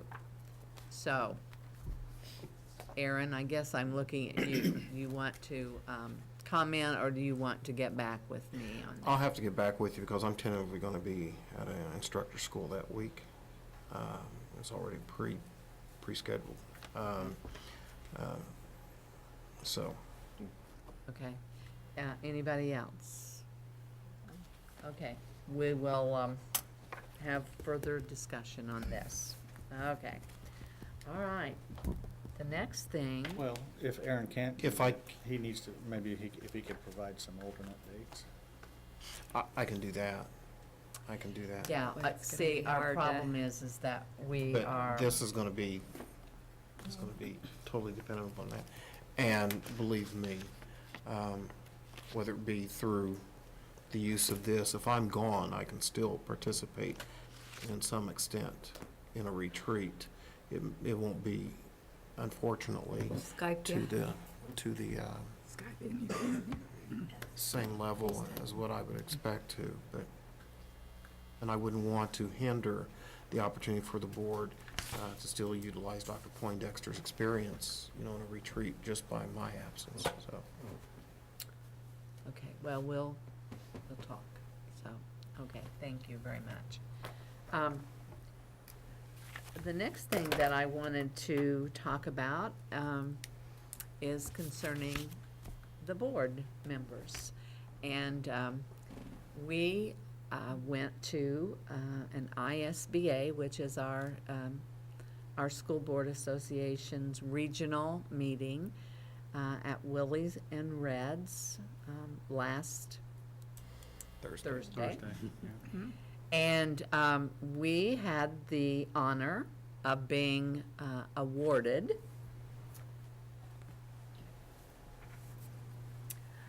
a very special award, which is called the E-Governance Award. It is the first time that ISBA has given this award. It is the top award that they give. And it is designed to show the leadership of the board. We had 2 people from our board that worked tirelessly and many hours because the Evidence required was oh my crazy. goodness. It was, well, Dixie and Susie were our appointees who put together a huge, how big? It was Notebook. bigger than Todd's. Bigger than Big, Todd's. that's big. I'm sorry, Mr. Carroll. And so, Dixie and Susie, would you like to share what all went into that preparation and into that notebook? They required policies. It was all related to how we talk about student achievement at our board meetings.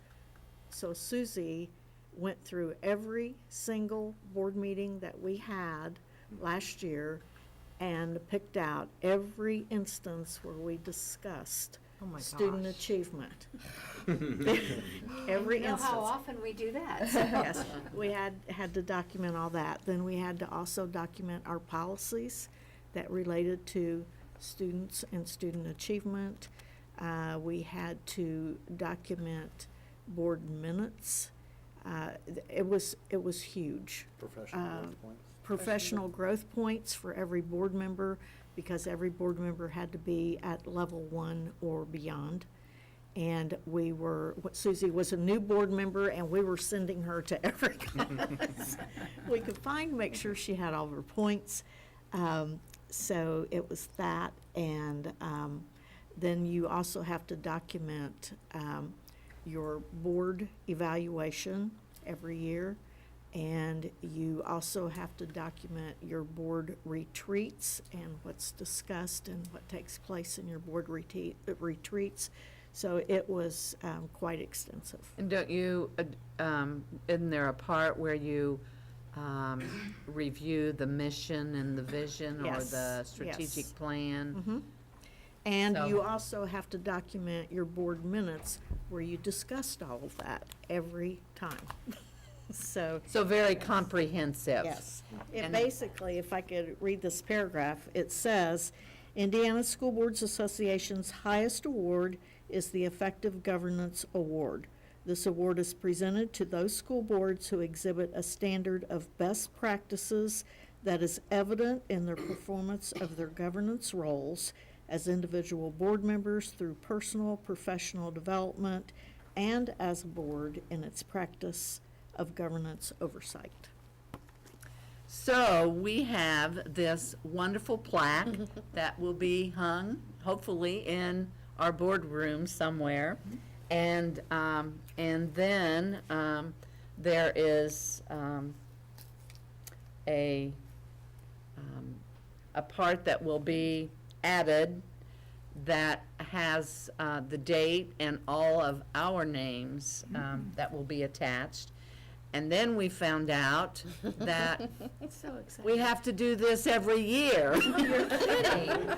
And we just keep adding these little Charms. charms, yes, it's like a charm plaque.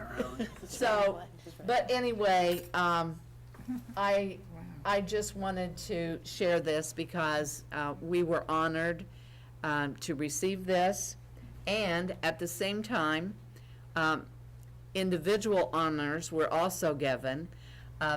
We have what is called, it's called CAP, and it's points that we receive as board members for professional development. So we're ongoing learners also. So we have two members of our board that are at the mastery level, and you all will find no surprise in that it is Aaron and Kelly who are already at the mastery level. That's the top award. And now we have 3 members who were honored at our ISBA regional meeting. And those members are, we are at level 3.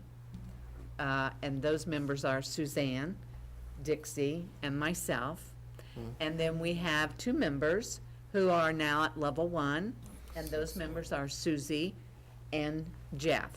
So, all of us are on our way to getting to the top award, like Kelly and Aaron. So, anyway, I just wanted to share this because we often recognize others, but we want people to know, we want our staff to know that we are ongoing learners also, and we are continuously trying to learn and grow as board members. And I would like to just, as a footnote, mention that we were encouraged to apply because people that we have worked with in the past, recent past, felt that we were a prime candidate if we dotted our i's and crossed our t's, as we did, that we might be an example for this award. Exactly. Michael Adamson, when he's from ISBA, and when he came last year to work with the board on our self-evaluation, he really encouraged us to apply. And so we thought, well, and then once we got into it, once Dixie and Susie got into it. Said, well. They were like, what did we get ourselves into? But anyway, any other comments from, Just thank you, ladies. yes? No, it was a lot of work. Thank you, and also for the fact that there are less than 20 school boards in the entire state that have received this recognition, and to do so here locally speaks a lot, not only of the efforts of Dixie and Susie, but also the continued efforts of this board, not only in attending conferences and everything else, but all the criteria that we meet. And I'm proud to say that sitting back there last Thursday and seeing the other board members who are receiving CAP awards,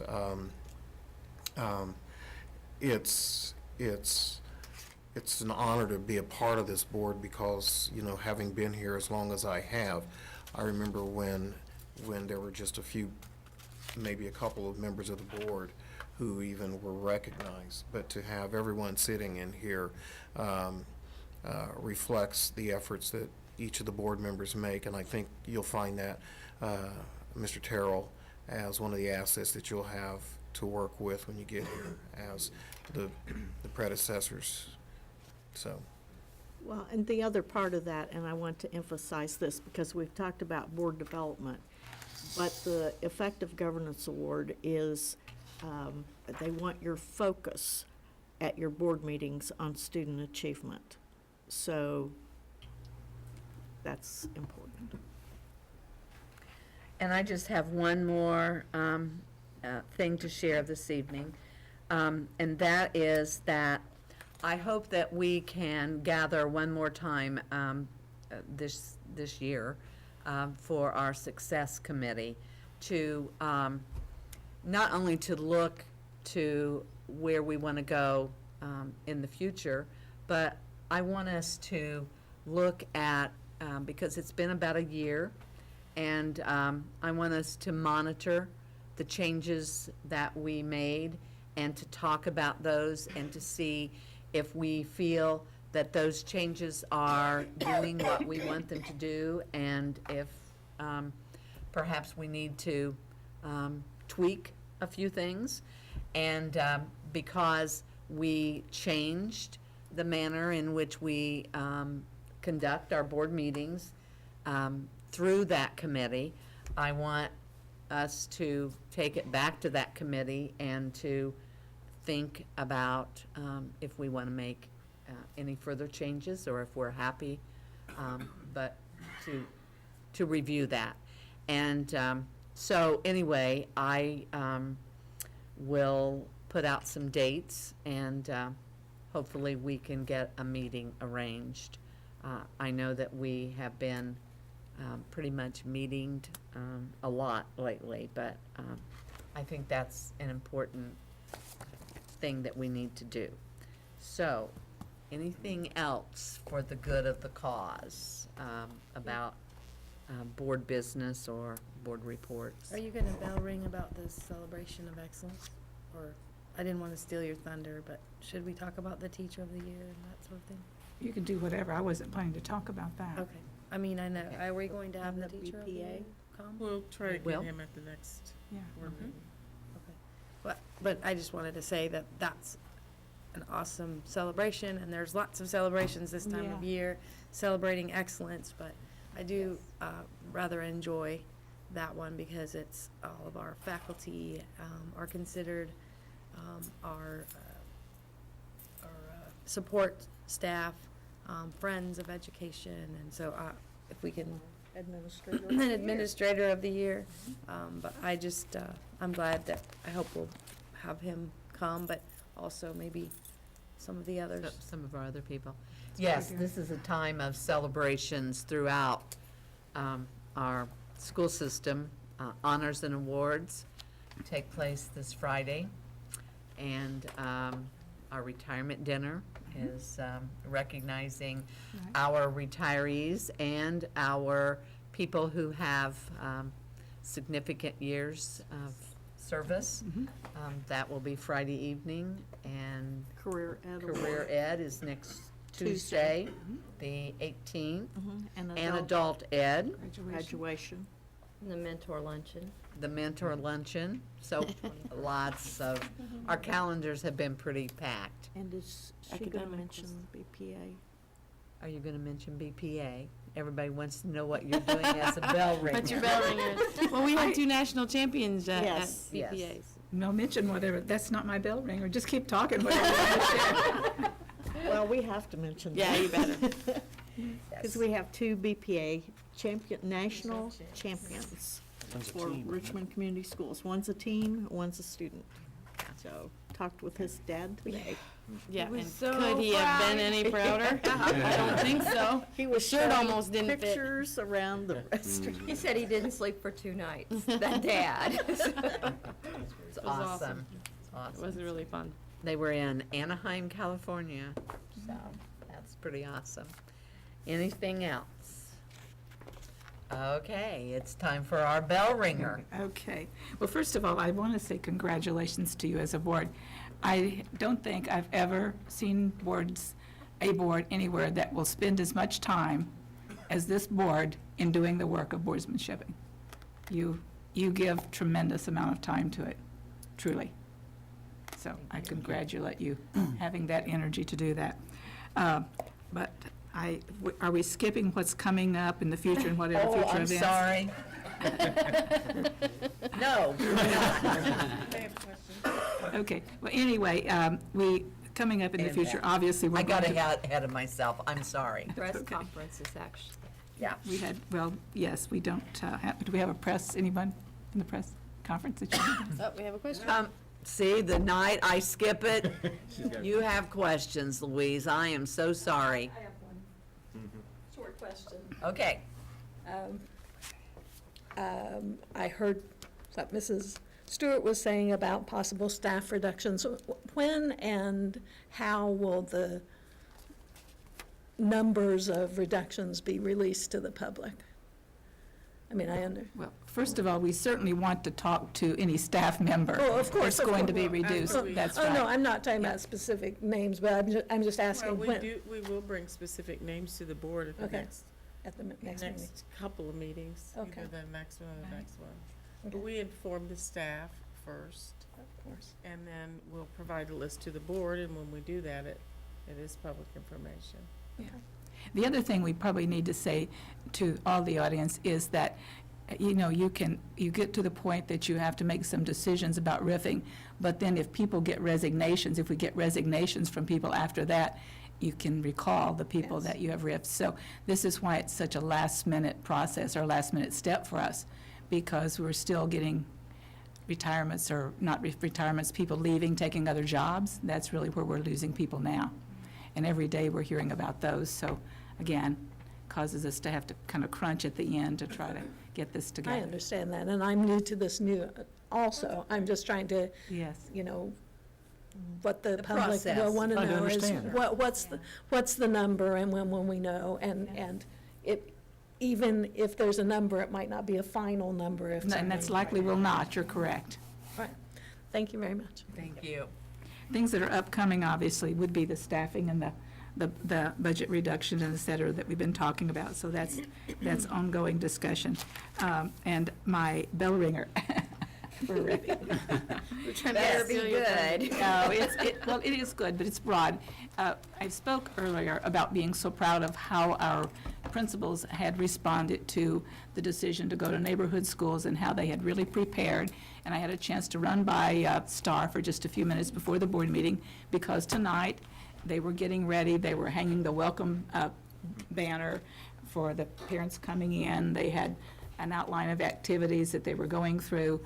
And it just again made me feel so proud of our staff and how they have agreed to accept the changes and the difficult things that we go through here in the district. Adjourn.